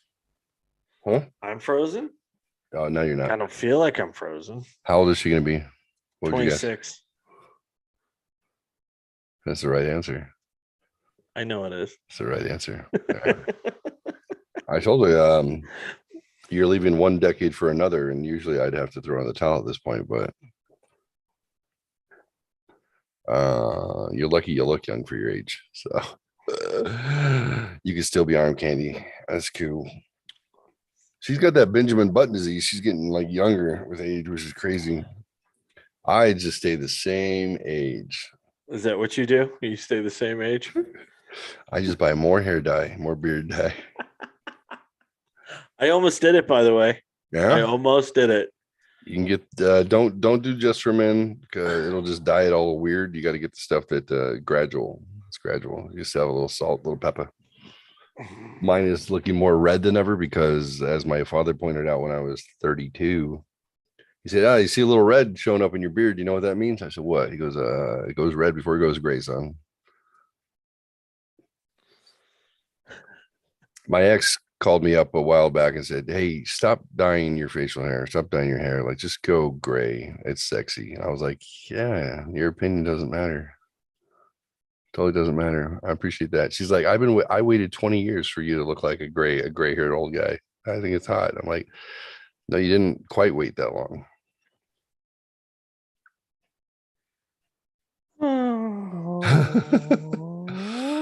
So can we get back to the video? How I wasn't mentioned? Yeah, I'm sorry, buddy. I feel bad at all. I really do. I put in people who don't even come on the show anymore. It didn't put me. Wow. Damn. I don't feel really bad about not being on Thursday night now for some reason. I'm trying to think why that is. I don't know. What's going on? Yeah. You feeling a certain kind of way? Yeah. I'll fix it. No, it's okay. You don't have to do that for me. I mean, because if you're not just going to do it, I mean, I was going to do it anyways. If you go look at Twitch, I just lost all faith in humanity. Listen, look, you want to look at Twitch? You want to see, you want to see your face is actually on this shelf help show? God, no. I put you as the icon, as the devil. And it's not even the Transplanted Devil show. It's shelf help with Dadbod and Tranny Johnny or whatever. I don't know what I call it. Now I'm the tranny. But yeah, I was actually going in and cleaning up and putting notes. I tried to put notes on shows like this is what the show is about. I know there's not enough time in the day to do all the things that need to be done, especially since it's on like 4 different channels on top of that. But I started putting in notes, and then as the cover for each show, it's you, just so you know. But yet the promo video, the promo had no you. That time on. And hey, John, I'm real excited to show you this. Let me show you what I did, how I made this. Yeah. For not you. Yeah, you would think that would be hurtful, but luckily, I love you, so that's not an issue. So that's good. You'd never be one to make me feel guilty. No, I mean, making you angry like 15 years ago. No, I'm not that person anymore. I really don't get angry like that anymore. I'm glad. Okay, the site is muted. Let me show you the front cover. We're gonna take a look, and I'm gonna share it with you. I'm out the deep end. All right. Okay, I'm gonna show us. So okay. Don't get. Am I gonna be on this? I just want to make sure that I'm gonna be on this live. Oh, okay. Okay. So we don't get weird echoes. So here's you being a little bitch, and then here's me changing my lighting. Dude, the screens are so bright it like makes me flush. Oh, is it gonna spiral out of control? It probably is. Oh well, let's go to the creator dashboard and let me show you what I was talking about. We need to get off of this one. Let's go to creator. Oh, or maybe it's channel. Ooh. All right, there are infinite universes. Did you see it? Yeah, apparently. Okay, let's see if we can get back to my homepage. Oh, no, this is so I can push buttons here. But luckily, the broadcaster has indicated this channel is intended for mature audiences, like audiences who don't do dick and fart jokes. What does that mean? Channel. Show the front cover. Started making some customizations. Actually, is it going to let me? Mama Fox, hey, what's going on? There she is. Okay. Why is it white? That's not racist. What do we got here? Viewer leaderboard. Anonymous gifter. Gifting subscriptions. Somebody gave up 7. Who gifted 7 subscriptions? I'm drinking, by the way, my Metamucil and then drinking my beer. Oh, that's actually weird. Edit panels. No, I don't want to edit panels. I just want to see where's the damn homepage without us on it. The one that has like the videos and stuff. Should I show us as offline, even though we're looking at it live? Video producer, creator dashboard. Maybe it's video. Thank God I don't do acid. Here we go. All right. So I started making buckets of videos. It'll be on the homepage when we're not actually showing it. So this I put this was the Monday last week show, which was creationism versus evolution, where I spoke with Kyle about his view on being a young earther creationist. And look, I actually put you looking evil as the he's a very devout Christian, and afterwards he beat me up for 2 hours via text message. So do you feel that you did that just to anger him to put the picture of the devil on there? No, he would agree that the devil is something to contend with. Okay. We're friends now. We got through the Bible and verse beating because I just went toe to toe and asked him questions to challenge some of his. I wanted to not even challenge. I just wanted to question some of his point of view or why he interpreted things a certain way when no one, as far as I can tell, other than the church he attends, had interpreted it, that verse to mean that thing. And that made him mad. But so did you do that on purpose to make him mad, or actually did you have questions? I had questions, and this was after the show. Actually, the show was very, it was interview. I was just questions, curious. But afterward, when we started texting, he was curious about my redemption, and then started quoting things. And I said, well, it was an argument whether or not a certain verse, Hebrews 3:14, I believe, was talking about when you hey, ye Christians, this is Paul talking to them, keep fighting the fight, because at some point you're going to go to heaven, you'll be standing in the glory of God, you'll be in the presence of perfect, and then all your questions will be answered. That was what Paul was teaching the people, as far as the interpretation I understood. And then he said it meant the perfect was the Bible, and that was the King James version of the Bible that he was talking about. And it was giving us the Bible meant that's how we knew everything in the Bible is 100% true, because that's where it said that to be the case. And I said, I've never heard that interpretation. Is this much like those religions that women are not allowed to cut their hair because there's a line in the Bible that says your hair is your crown, wear to the glory of God?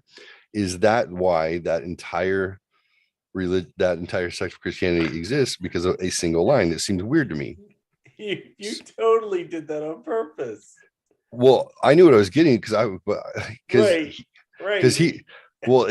he was saying, I said, do you have a preferred? That's going tit for tat. I said, do you have a preferred? I started with, do you have a preferred version of the Bible, or do you find that the King James is like the one? And he's like, it's the one. Everyone else is looking for, some variety of answer, but this is how I know. And he gave me that quote about the glory of God and the perfect. I said, well, the perfect is not referring to a book. And he said, no, it is. I said, no, it's referring to the glory of God. It makes no sense, because context is Paul is trying to tell the people who are being persecuted and dying, like, keep going, guys. Someday you'll get to heaven, and then this will be worth it. And all the weird shit you're having to do to try and improve your faith, you won't have to do that anymore. That was my understanding. I've read the Bible, different ones too. including the ones that have all the bullshit So- translation stuff taken out of it. Far be it for me to be devil's advocate, right? Yeah. But you totally went down that road because you knew what his reaction would be. Well, he told me everything in the Bible was 100. This is But this you is did it this on. is his, because he's a young Earth creationist who thinks the Earth was created 4400 BC. Right. On the show, I told him I understood that to be the calculated date. We talked about dinosaurs and dragons and all that stuff. But then, like I said, Wait a minute, you talked afterwards, about dragons? yeah, Because I have a particular theory on dragons, so I'm just dragons curious. and giants and all that stuff. Oh, But Nephilim? yeah, of course. Okay. All right. What's the good book that they took out? Enoch. Yeah, Enoch. Yeah, Enoch's the really good book they took out. yeah, there's a lot of But there are other books that were really, really interesting. But Enoch, to me, is probably the best book that they took out. I mean, yeah, that I'm aware of. There was too much angel raping the humans and too much. But and we addressed that on the show too. But privately, as we're going back and forth, and I was just like, I didn't know that this is the line that basically is telling you why you're a young Earth creationist. You will be creationist is fine, but okay, this line doesn't mean that. He's like, yes, it does. I'm like, it doesn't. You're telling me that Paul told his people in like 300. No, I'm sorry. Paul was closer than that, like 75 AD. Paul is telling his followers, guys, keep at it, because in 1651, when King James has that Bible made, 1600 years from now, you won't be here to see it, but the book will be given to people, hundreds and hundreds of generations from now. So just keep at it, because someday all your work is going to give somebody the King James Bible. I said, that makes no sense. There's no way to elevate the troops and get them excited. Yeah, guys, just keep fighting the fight. Why? This is off air? Yeah. On air, we were very cordial, of course. I was going to say, then you're not as big as a dick as I was picturing just now. Because that would have been uncool. But okay, that's and fair. we hash it out too. Off air, there are no rules. Yeah. No. Off air, there's no rules. But I think that's a tough spot. That's a tough spot, right? If you believe something that a lot of people don't believe, yeah, but I guess you got to be on defense all the time. Do you think?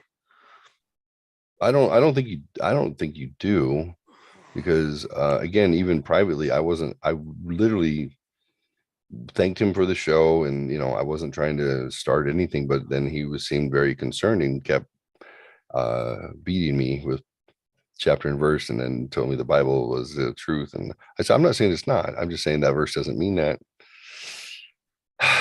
I was like, we were texting, so I was texting back and forth some things that were, I was like, here's the problem. If you use the Bible as a weapon, you're not going to encourage anybody to pursue it, right? You can't, that is something I mentioned on the air, but I didn't know he was going to do that. I said, I don't like Christians that use their faith and the word as a weapon. Use it as a tool. Use it with love.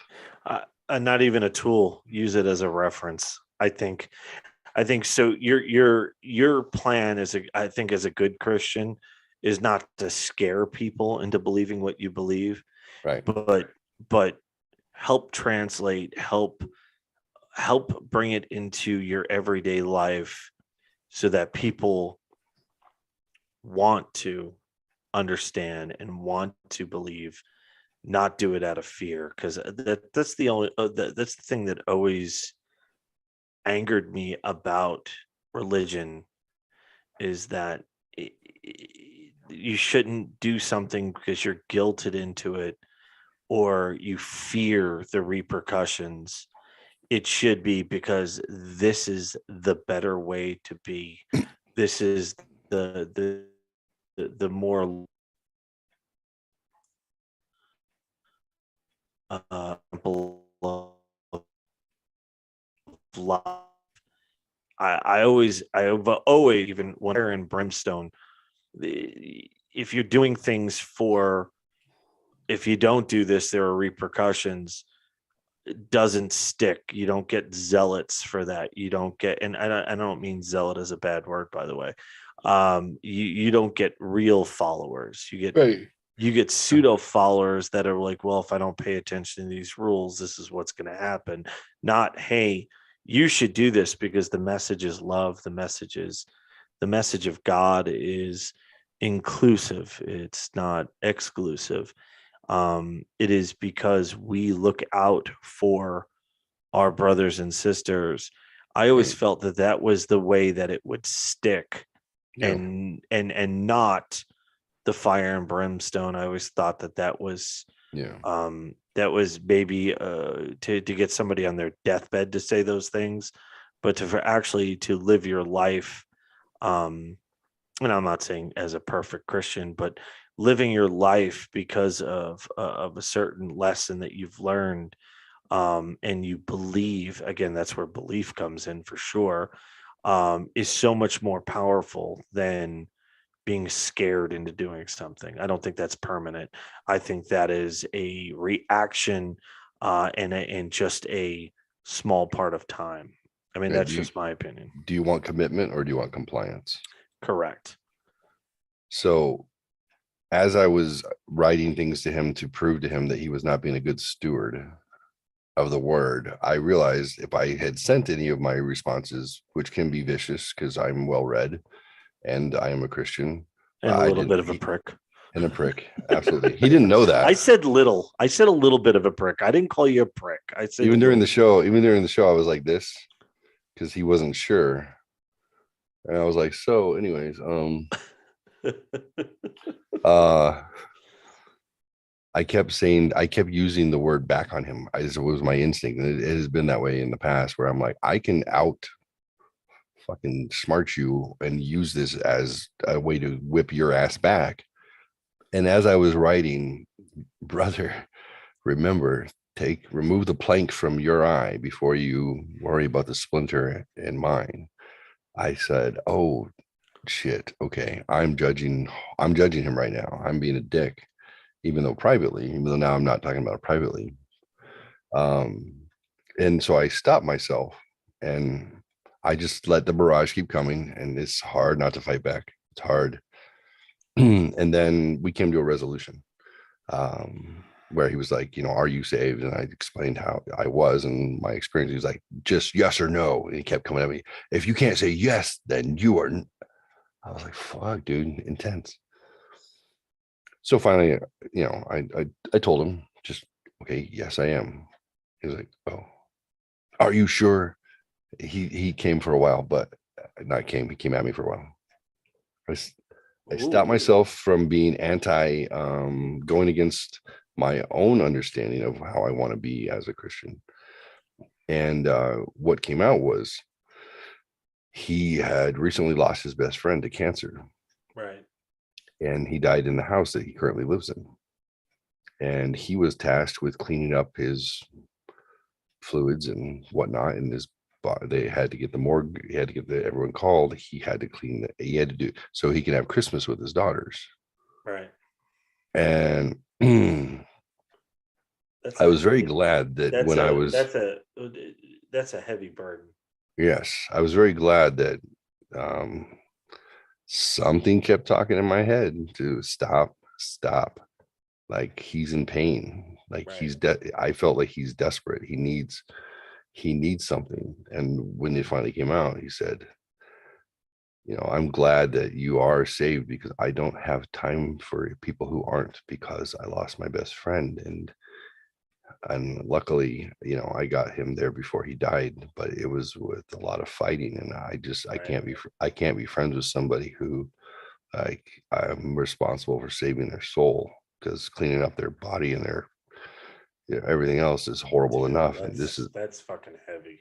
And I was like, whoo, it was like 2:30 in the morning. I'm like, I'm glad I stuck with it. And then from that point forward, we switched, and I was just like, hey, I didn't apologize for anything, but I just like, okay, I feel you. Like we just started talking, and then now it was a connection, and it was a release, and it was relief, and it was like, I was like, buddy, I'm sorry, man. I'm sorry you went through that. I can't imagine. I can't imagine. It's awful. It's awful. It's fucking sad. But so I think in not putting words in his mouth, he was spent. He was absolutely spiritually spent. Yes. Meaning, trying to his goal as and what he sees as a good Christian is to save his friend. Right. And God, I wish people that were not religious would look at that and go, in this unbelievable time of pressure, unbelievable time of sadness for an individual who loves another human being, his one mind, his one goal was to make sure that his friend would be saved. Mm-hmm. And that there is something so powerful and so wonderful about that, that whether you agree with methods or agree with which version of the Bible, which the end of the day, that message or goal was so pure and so fucking wonderful, that even a cynic, right? Even a cynic's got to go, fuck. He needed his best friend to die, which is, he's a young guy. Fuck. He wanted him to die not with fear, but with some grace, and hope, right? Right. I mean, like he needed to give that to his friend, and that's for him too, because now he's losing his friend too, and he needs to know. But he's losing his friend. So I think, and I hate to be cynical about this part, but there's a little bit, and I think any good Christian would fucking tell you this, is that, as I say, any good Christian would fucking tell you this, that there's a little selfishness in that as well, because fuck, dude, I want to see you again. Right. I really want to see you again. Right. And our relationship shouldn't end on this plane. Right. It should be there forever.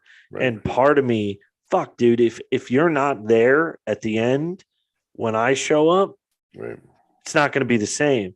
It's not going to be what I hope it's going to be. That's fucking crazy heavy. Wow. Yeah. It was a lesson for me. It was huge. But I'm glad I listened. It was actually, there was two things that guided me. One of them actually was Rebecca in my head. She was like, stop being a dick.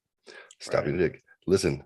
And the other was something much greater than that completely moved me. And I was like, be patient, take a breath, don't fight. He's fighting you. You're not fighting him. Like and then I'm like, he's not fighting you.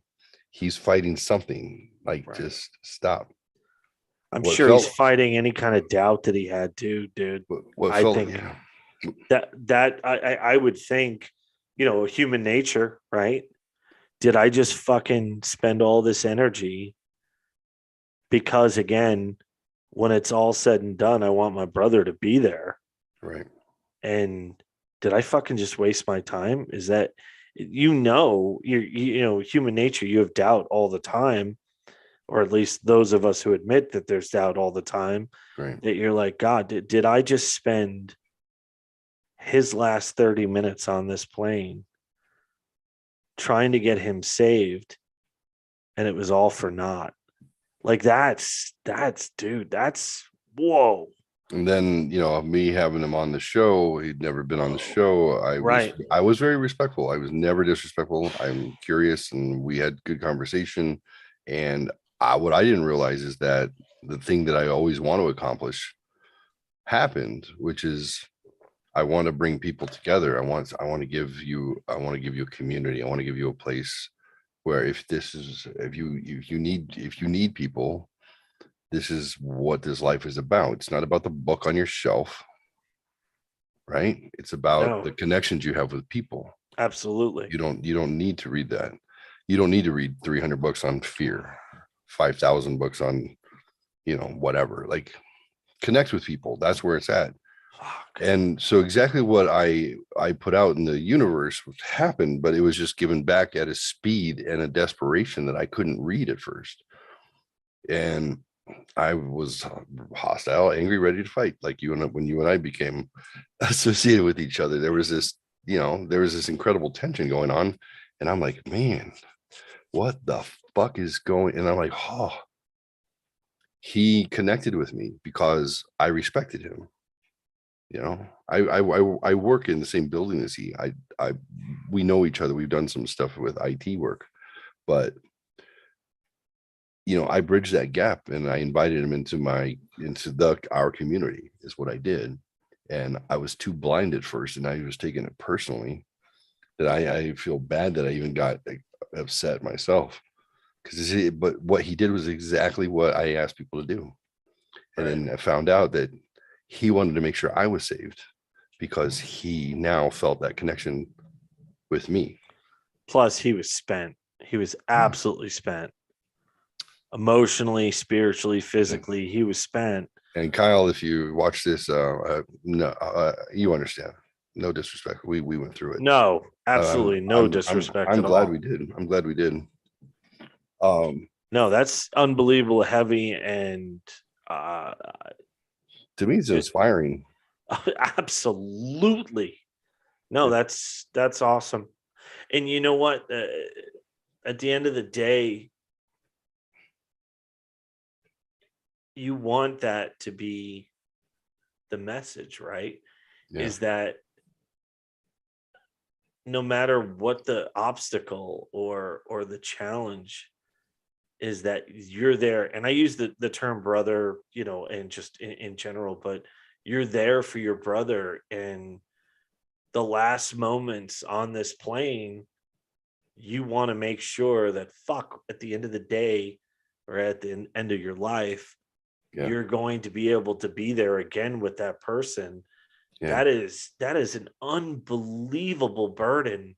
That is, dude, it's good for him. He cleaned up his soul, and then he cleaned up his body afterward. And then he had Christmas with his daughters. And then he's living alone. And yeah. It's a huge lesson. That's why I wanted to share it. I didn't think about it. I just came up, but it's been in my head. Is you don't know what's going on with people. You don't know what they've been through. You don't know what their day has been like. Like, we make assumptions. We make assumptions very quickly. Snap judgments. Somebody has a look on their face like, oh yeah, well, fuck you. And we immediately go at it. Like, your instinct is to, oh, well, fuck that person, blah, blah, blah. You don't know. They may have just gone through that. They may have just, Right. And you have to still go to the grocery store after you clean up your best friend's fluids off the floor. Right. So, and you have to look through the perspective of a person that's a true believer, right? For you really to understand the burden. You really need to put your cynicism in a jar and put it on a shelf somewhere, because you have to look at it that was the most important thing he could possibly do. Yeah. His ex-father-in-law is a minister, and he studied with him for 9 years. He's in it. He knew in his heart he's saved, he's good. But what do you do when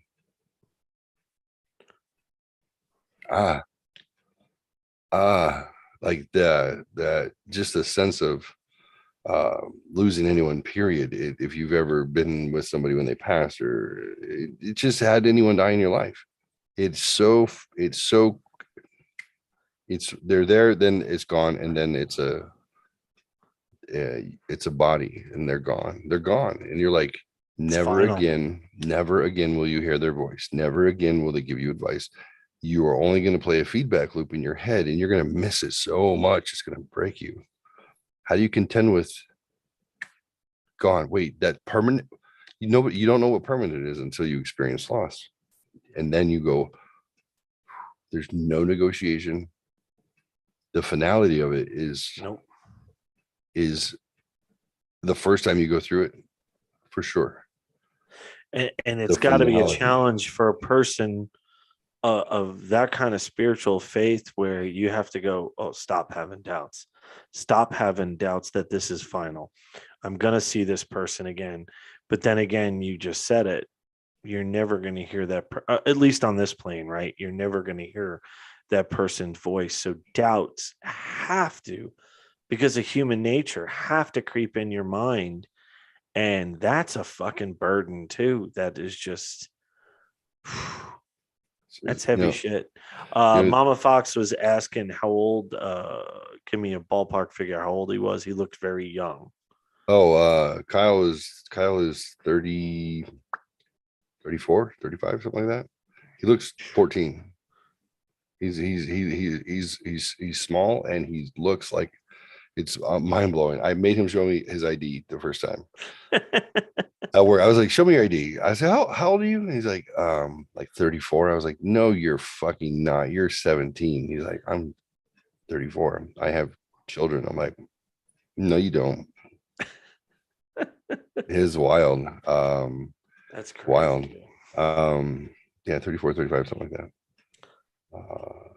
Yeah. So I think what you just said though, that is why I still believe in humanity.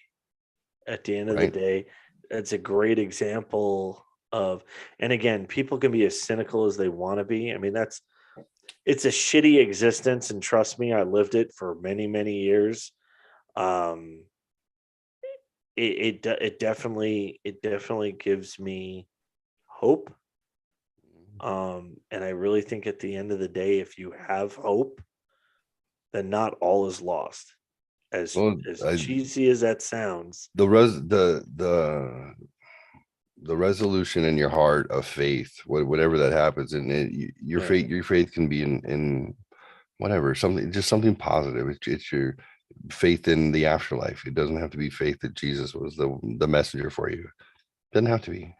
I mean, I'll pray for you, but but it's those, as they say, there are no atheists in foxholes. Yeah. Right. So when you're under pressure, and when that's my biggest problem with faith, by the way, is I always question, is that do I feel this way, or do I follow this way because of the fear of the alternate outcome? Jordan Peterson, who was a staunch atheist for a long time, even though a biblical scholar, he would tell you, if people asked if he believed in God or he believed in whatever, he'd say, first he'd pull apart your question. What does belief mean? What does this mean? What does that mean? Right. When it came down to it, he said, I live and act as if God exists. And that kept him okay. Like, conduct yourself as if. Why would you not? You don't have to say you believe one way or the other, but conduct yourself as if. Now I think he's kind of come full circle, and I haven't watched his talk where he finally wrestles with the fact that there's no other outcome. There's no other reasonable outcome. Life is too messy. It's too hard. There's too much that connect us together. There's too, can you imagine being a scholar like that and breaking down every biblical story, everything you possibly can to try and understand it from a psychological, scientific standpoint?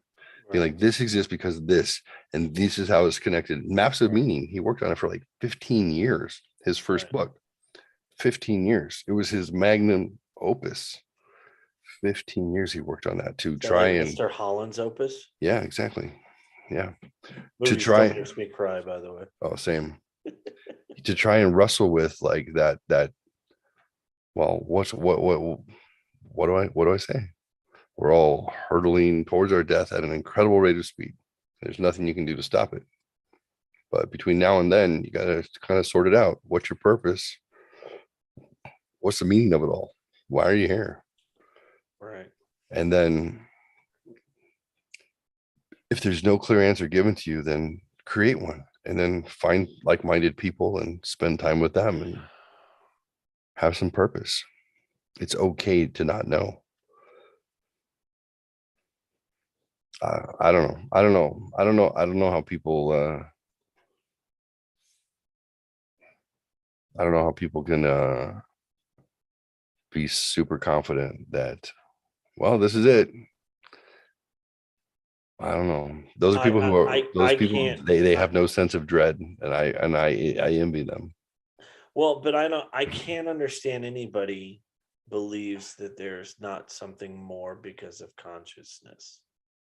That's the part I don't gather. To me, it's like, again, they're alive and then they're gone, and then that's it. And then that vessel decomposes immediately. It starts to break down. But where does the energy, where did the energy go? Where does your consciousness go? It has to. It's energy. It has to go somewhere. It has to.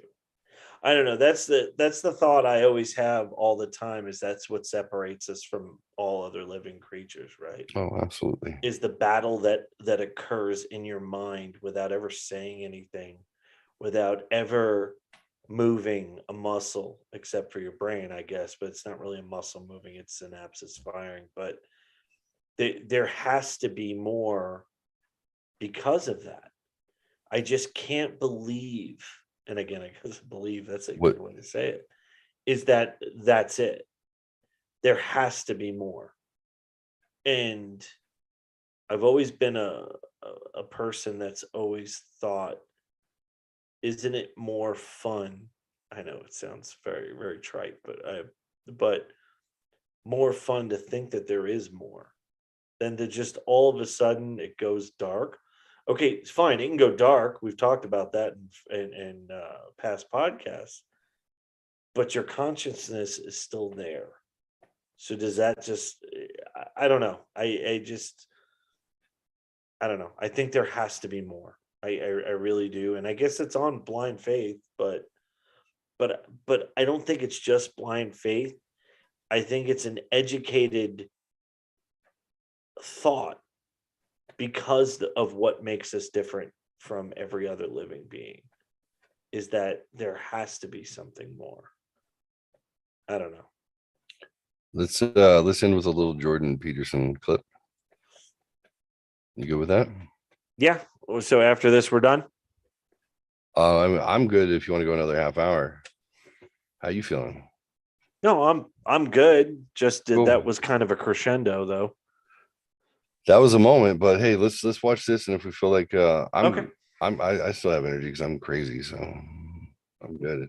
If you feel like you I'm good till 1, as long as because last time we agreed to stop at 1, it didn't stop till 1:29. I'm just saying. Yeah, that's fair. Let's have Joe. He was on David Ben Patrick. Patrick Ben David. Patrick Ben David. He Valuetainment. He started. He's a multi-gazillionaire now. He started selling, doing like life insurance and annuities actually back in the 10, 15 years ago. He interviews a lot of mobsters.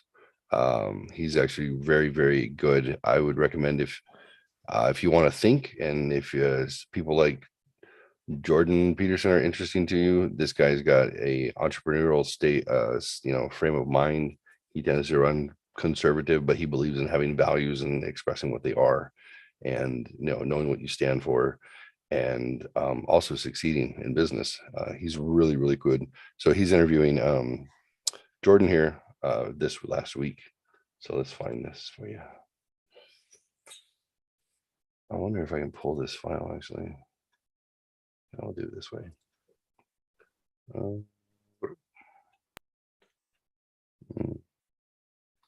Jordan Peterson. Rogan doesn't protect his image. Wait.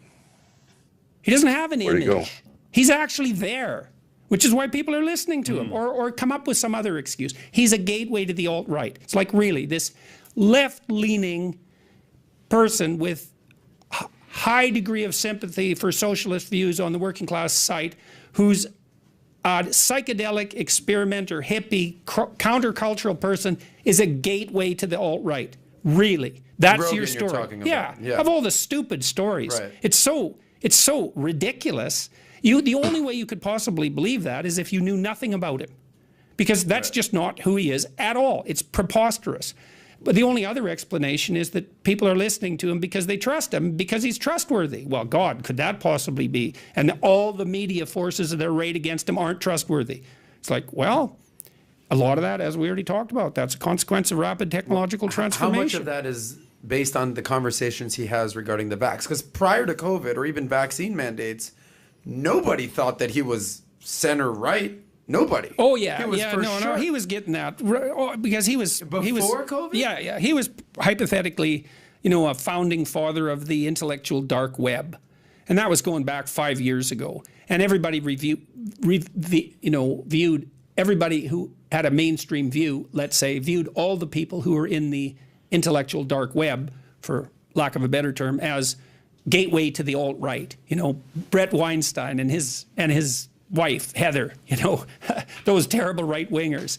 It's so preposterous. And Sam Harris as well, another hyper-conservative person. So not It's that. like, well, it's just not that at all. Not at all. Are these people actually tuning in and listening, No, or are they just making never. assumptions? Oh no, they don't listen. No, people who criticize.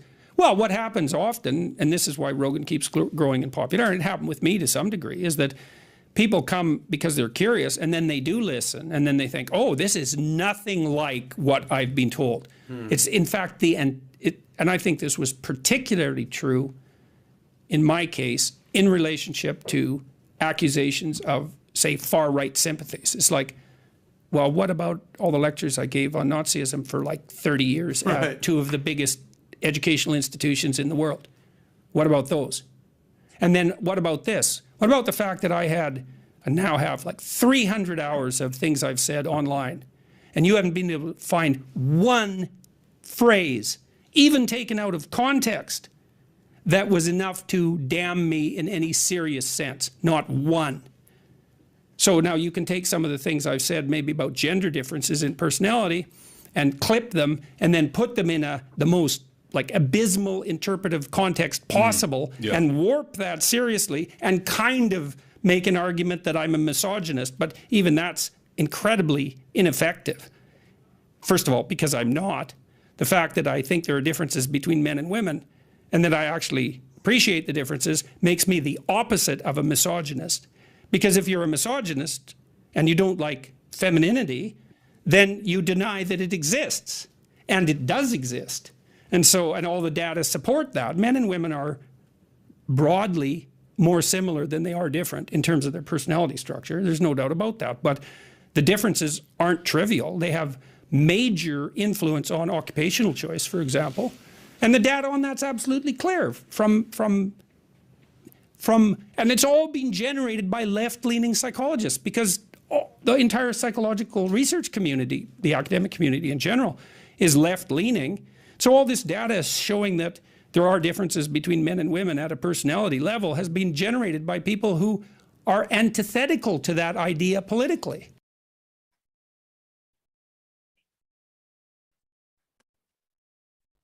So one of the things that drive me a little cuckoo with him, okay, is he seems to go back to the same thing sometimes when that's not the subject matter. It kind of like the segue, the segue to go into what he just said had nothing to do with the conversation. It was about Joe. So anyway, he knows he spins out, but he was talking about people attacking Joe in his character. No, I get it. And then how it's also happened to him. And here's what they say about him, and here's how he knows that is not true. So it was related. It's just, but he always goes back to the same occupational thing. Sometimes that drives me a little cuckoo. Maybe you need to watch more. You need to watch more. There's hundreds of hours. He doesn't always go into that I subscribe to his podcast. So I listen a lot. And I got the hots from Michaela. Holy shit. Oh my gosh. She's so beautiful. But yeah, I love her. She is fucking gorgeous. And she's really smart, which is, I don't know if that's a good thing or a bad thing. But I the want host of that show Jordan to be my dad. He didn't really speak much. He's the one that brought up Elon Musk and Rogan about the. Oh yeah. He's the one that brought that up. I saw that. Yeah. Yeah, I've seen him a couple different interviews with him. So he does great interviews. He likes to interview mobsters. He likes criminal underground people. People who were titans in their industry, whatever it might be. Right. Like he did Sammy the Bull. Like he's done a bunch, and it's really interesting because he's like pro superhero and he's not anti-mob. He's like anybody who's made an impact. Right. He's got something interesting. Something interesting to contribute. And that's why I like that guy. So Valuetainment, or Patrick Ben David is his name. He's Iranian. He's got a great book called The Next 5 Steps on Audible. Really good. And he explains his business philosophy and his life philosophy on this is how I made bad choices in life, and I decided to take myself seriously. And you should be planning 5 steps ahead. You should know what your next 5 steps are in life, because if you want to succeed, you just have to think 2 steps beyond the people who think they want to succeed, and that's 4 steps beyond the people who are living their life. So you want to stay ahead.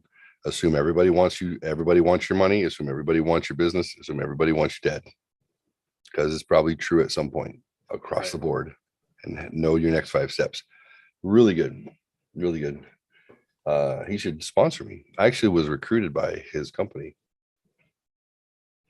and well, I don't work for him. So, although if I got to work for him, I would. But yeah, the work that I do doesn't really have to do with that. I program stuff. Nerd. Right? Who would have thought I'd be out of people, like not doing people? It's weird for a living. Oh, sorry. Not, you know what I mean. Stop it. Let's see what else is going on FeedSpot. Since I've been learning how to better rip stuff so bright off of the interwebs, I want to start making those shut up. You say mean things to me often. I just want to let you know that. It's because I love you. But where is the nightlight on express this that thing? differently. Oh, yeah, probably. I'm a sensitive snowflake. What is this thing called? What's that fucking nightlight thing called? Oh, it's called nightlight. Okay, well, I need to adjust it because it's not helping. I think I turned it off. Oh, okay. We can turn that shit down. Your mom just said good night, son. Good night, mother. Okay, there we go. Oh, that explains why I was always like, why am I red at night when I'm doing this stupid show? I didn't realize I had that fucking blocker on the whole time. Huh. That's just from my screen. I don't have a light on my face. All right, this is turn on. Okay, let's dim that down a little bit. There we go. Oh, how's that? Are we looking better, worse? Right More now, red? Too red. Super red right now. Too red. I am sunburned as fuck, but there's no blue light, as you can tell. It's all red. You look so tan on your show. I know, right? How's that? God, it's still bright as fuck. Well, maybe. How do you make all your windows dark? I want them black. You know what I mean? Like African. Okay. Tarzan couldn't take this heat. Let's do a little roulette. We're gonna look at a FeedSpot. Apparently you don't know how to use it, but that's okay. Feed spot. When I found this when I was staying at a hotel. Let's see, 999 unread posts. Can't stop obsessing over a guy. Men over 40 and oral appetite.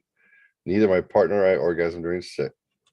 What? Men over 40 and oral appetite, please, for 100. I get too wet during sex. Why is this all sex? I must have liked some stuff early on that. All right. Can't. Oh, same thing. Customize. Oh, because there it is. Visuals, sex, music, podcast. Oh, never mind. All right. Well, that's what happens. Let's go. Topic. Pro. Oh, okay. Well, how do I get somewhere else? There we go. Recommended. So, categories. We got recommended blogs, podcasts, news, industry, or you can add more to what you are following. Jordan B. Peterson, sex, visuals, magnetic magazine, music, podcast. Apparently, I just selected my very base needs in that hotel room. You want to look at economics? These are sites that have good data, good info. Want to look at podcasts? Cover the same stuff. You want to look at YouTubes? Pick your topic. Comedy. Wait, don't tell me. That's podcast. Let's look at the YouTubes. Nothing. Apparently nothing. John, pick something. I did already, and you just ignored that I said it. Oh, what did you pick? The oral something over 40. Okay, here we go. Men over 40 and oral appetite. In my experience and others I've spoken about this with, we seem to be at the conclusion that maybe something unlocks in certain men once they hit 40 or so and become obsessed with giving oral. I'm curious for those of you who were maybe indifferent to it before, then it changed. Was it age, DB, shift in libido? What's DB? I don't know. The balls? I don't think it is. I don't know what it means. Okay. So it's a Reddit. So we can go to the site or we can view comments. Comments? Well, it's going to take us to Reddit. Here we go. It's a civil discussion. What are your thoughts? All right. John, you read the first one. Can you read it? I've always enjoyed it, but as I age, I just okay, there we go. Okay. I've always enjoyed it, and this is an older man, by the way. I've always enjoyed it, but as I age, I don't get rock some of the time. So I please my partner orally more vigorously than I used to, just to make sure that they get as much pleasure as they give me. Use the word rock. Like what sort of older guy goes, hey, baby, I got a rock? I guess he's meaning like rock hard, but I would assume, yeah. All right, next one is a space. By the way, the remedy for that is just have her put her finger in your asshole, and that always works. Always. That's true. I didn't start craving it until times changed and grooming became a thing. After licking many lumberjack beards between ladies' thighs, licking my first few trimmed shaved vulvas was a revelation.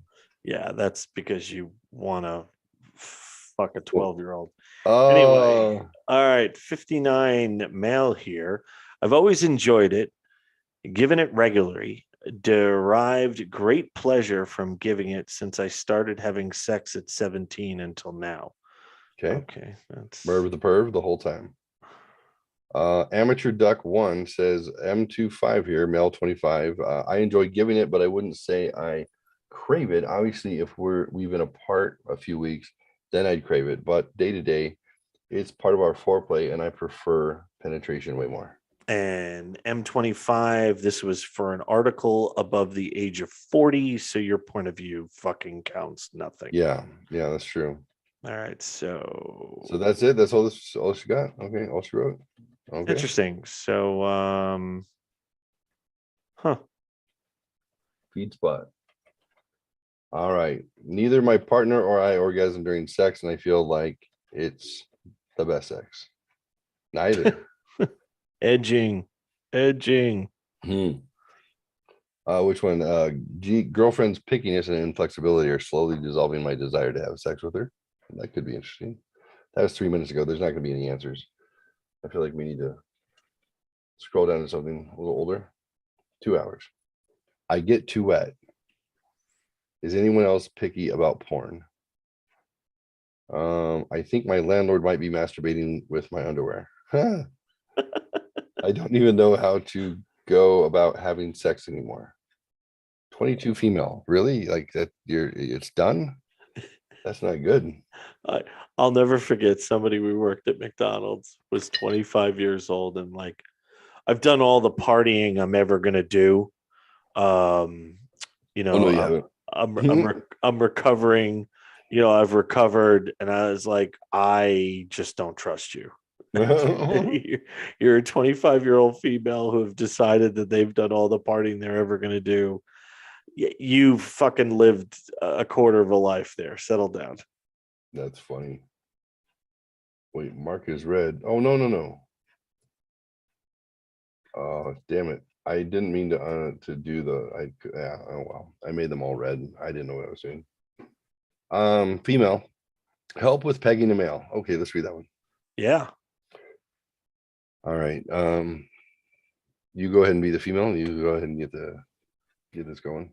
Okay. So, all right, here we go. Hey, my partner and I are thinking of pegging. I'm a female, so I will be ordering a strap-on. He has never inserted any object in his hole. That's what he told you.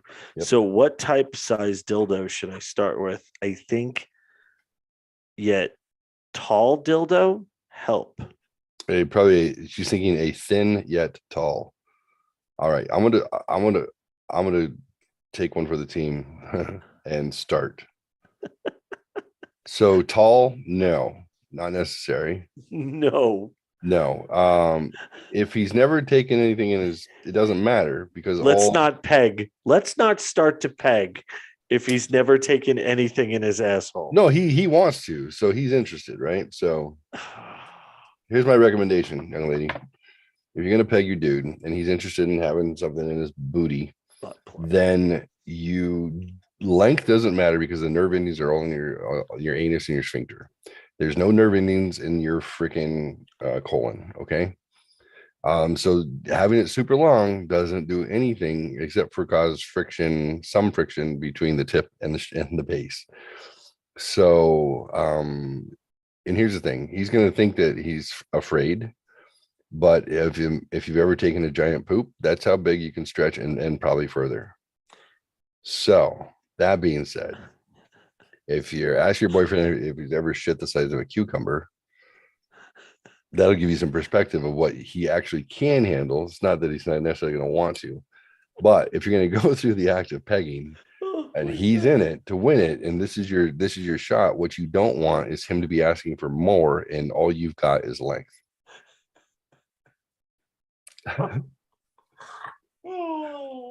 Is that fair? What do you think? I'm thinking start with a butt plug and see where it goes from there. I'm sorry. Go with a tapered plug. I would be like, hey, and there would be lube on it. I'm just saying. And always, ladies, remember, take it out of the box first. Take it out of the box first. And it really doesn't need to vibrate at first. Let's ease him on in. Come on. It's like when he uses one finger to start you, right? It's very similar. I'm just saying, if he's willing. So I'm just saying right now, if a dude tells his girl he's willing to get pegged, he's stuck other things up his ass. I'm just saying that it doesn't come out of the blue because it usually starts with the pinky. Hey, you know what? Yeah, that's not so bad. Yeah, that's not so bad. Oh, did Kinda you pleasant. just move to your pointer finger? That's all right. Okay. Is that your thumb? I think that's your thumb. I don't think just putting a strap on fucking him is now. I could be wrong. Hey, Hey. I could be wrong. Get it tapered. Get it tapered. Okay. Ribs for his pleasure. Go narrow at the tip, wider at the base. You can work that in as he asks for it, but Just saying. all the nerve endings they're there on there. It's right there. It's a band. It's about a 1/4 inch thick. And that's it. That 1/4 inch is what you're working. You're not working his fucking larynx from the inside. Fuck. All right. God bless honesty. And Always. do you still watch porn even though you're in a relationship? The answer is yes. Okay. Of course. Been super horny, this person states. Is that a question? Male 18, girlfriend broke up with me. I've been super horny. Oh, well, you're 18. You can't help it. You literally ejaculate on shoes for no reason. You're effing your mattress like you're 18. I'm orgasming for the first time ever with a partner, and I'm confused. Okay. John, you want to take this one? Let's see if we can Sure. get All right, here we go. Are we clicking on it? Oh, well, okay. So I'm 23, female. Oh, you give the advice. I'll be the female. Who Okay. has been with a substantial amount of guys in my life. Whore. Just kidding. I also have been in a long-term healthy relationship before as well. ... So this is the first time. Oh, here we go. All right, here we go. So now I actually can see it. Oh, open that up a little bit. All right.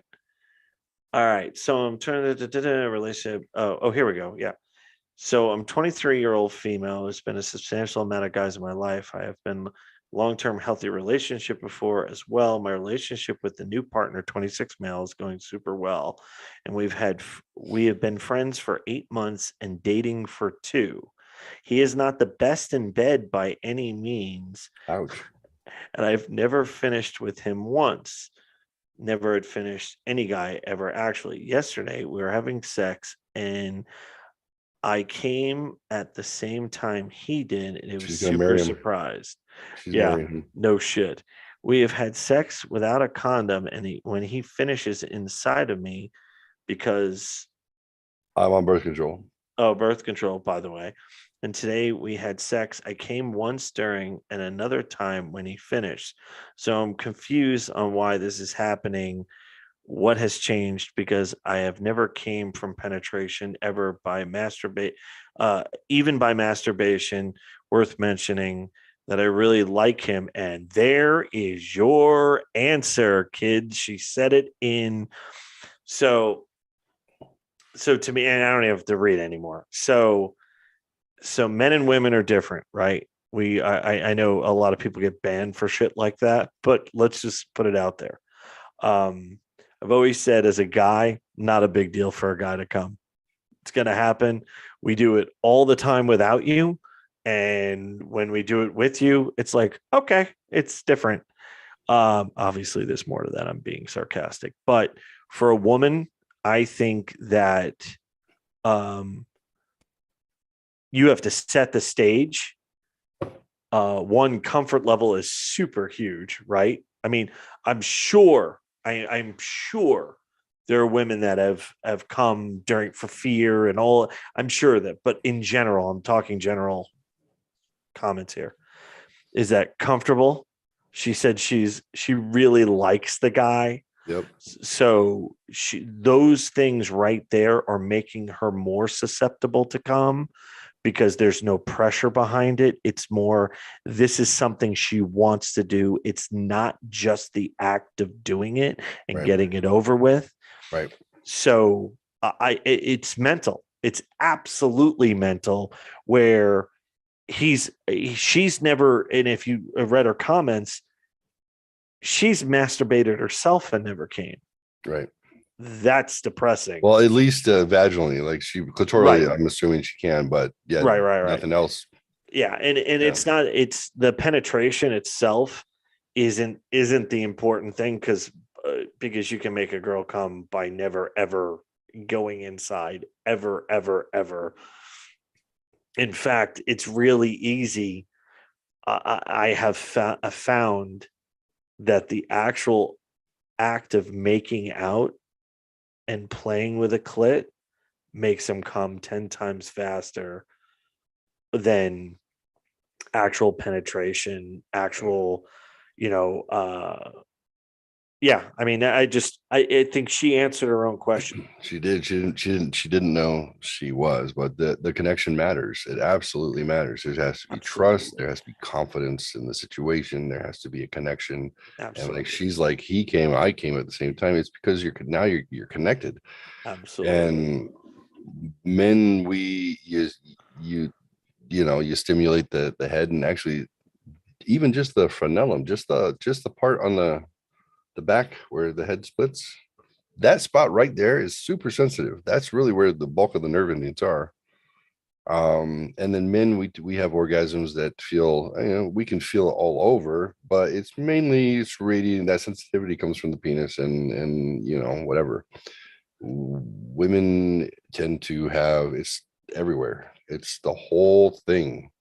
It's it's the same thing I would have to remind myself when I was younger, is the same reason why my girl would be emotional about things that I couldn't be emotional about, and it made no sense. Like, why are you invested in this so much that you're just frantic about it?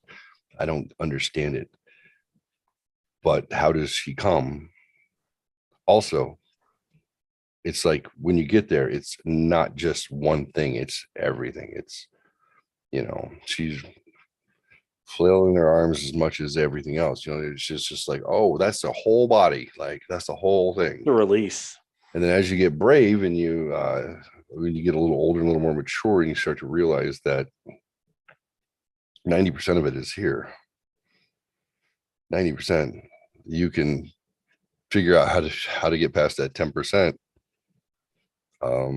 I can help somebody get there without any zero touch, zero, because when you realize how much of it is emotional and how much of it is mental, then yep, I agree.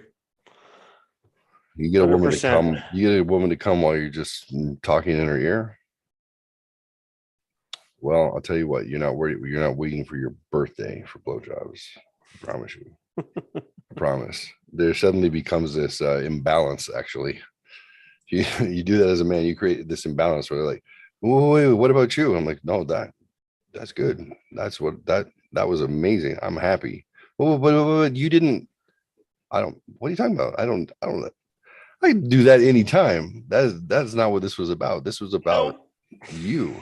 No. Shh, don't take it away from me. I enjoyed that. That was amazing. Yep. And then you're just like,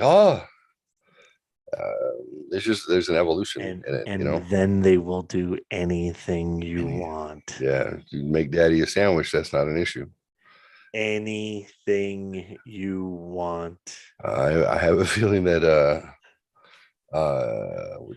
Charles Manson, I'm pretty sure he figured out how to make him come by talking to him, because they say he was, he had this magnetic personality. He had this way of communicating that they were just enthralled with it. Vibrations and tone, brother. Vibrations and tone. He figured out that he figured out the frequency, and you can too. If you read or you see any of the memes or whatever, a guy who goes down on a girl for his pleasure is very, very dangerous. It's true. Men are hunters. We want to. There's two things that we need in life. We need to hunt, and then we need to be a hero. If you allow us to hunt and you allow us to be a hero, we will pursue you to the end of the fucking earth, and we'll keep at it. As soon as we're no longer hunting and we're no longer a hero, and you can have one without the other, is fine. You don't always have to hunt, but the hero is there. Men have to be heroes, man. And if you allow me to be your hero, I'll never stop. It's when it's the moment that you stop that, then we You have to stop be that, a hero with somebody else. you have zero purpose. Yep. It is- 100%. It is not about conquest. It's not about notch count. It's not. No. We are wired to be hunters and heroes. That's it. And if you want to keep your marriage strong, let him be the hero for the rest of his life, and he will always fucking rescue you. He will always be there for you. He will always go out of his way, because now there's purpose.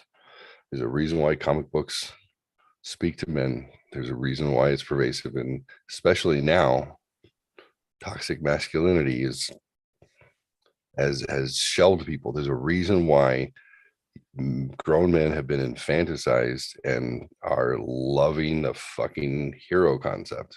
It's because that's all we're wired to be. We're not wired to be other than that. Right. Every man in his own way needs to be the hero. Look around you. The culture tells you what's going on with us. Oh, I like the sucking noise at the end there, by the way. I'm like, Oh. Well, on that note, I am not going to be available Thursday, by the way. Baby. I won't be available Thursday. Do not hate me.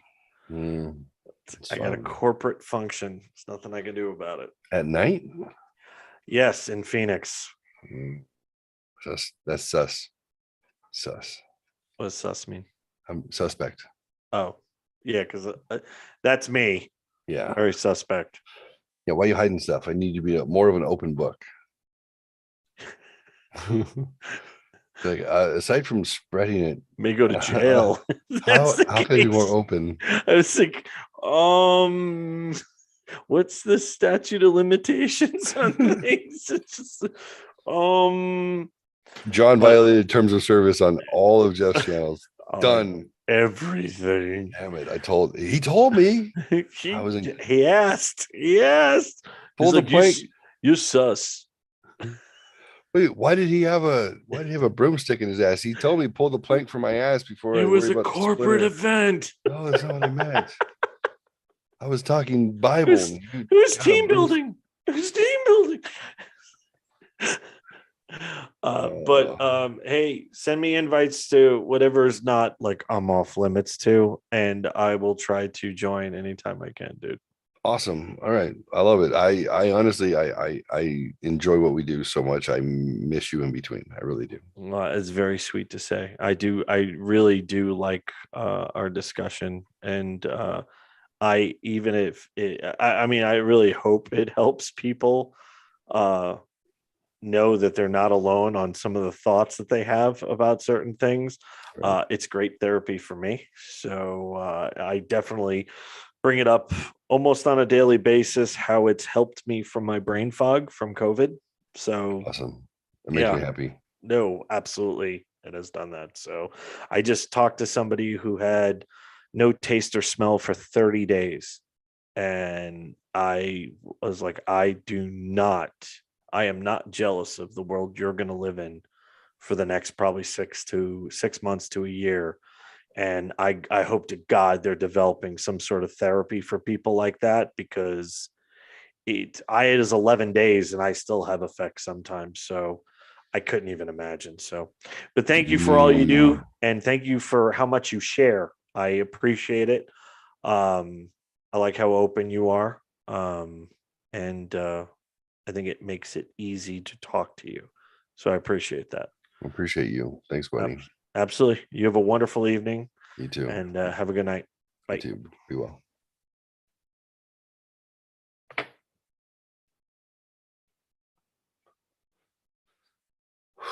So interesting. Well, that's fun. I think you made a good point. You're not alone. That's the whole point. You're not alone.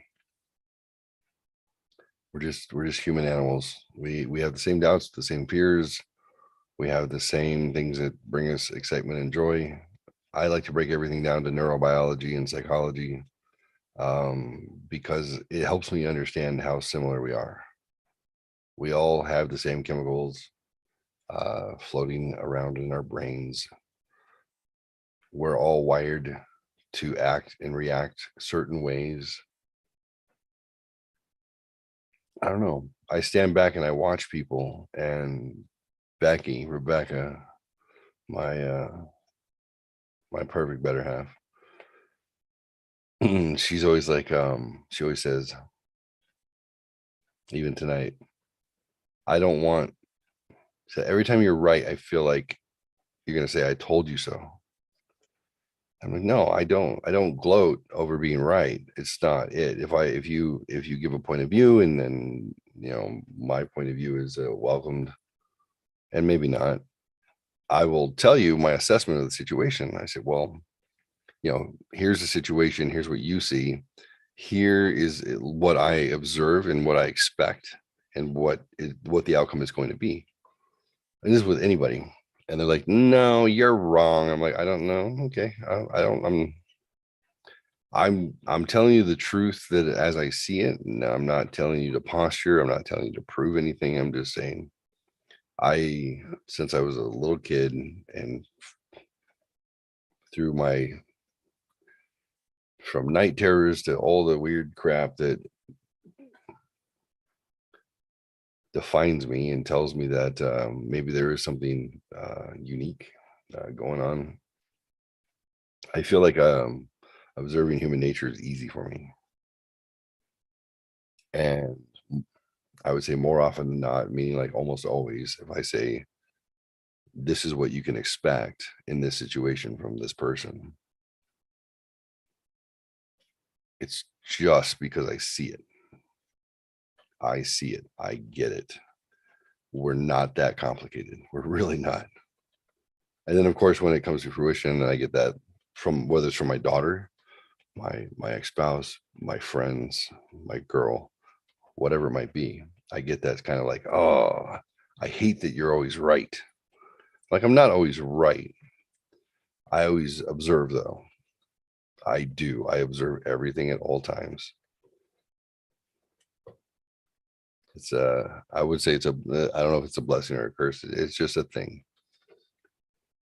So as complicated as you feel like your situation is, and as complicated as you feel like your life is, or how sad it might be, or how indifferent you might be to things, or you question whether or not you're normal, whatever the fuck that is, or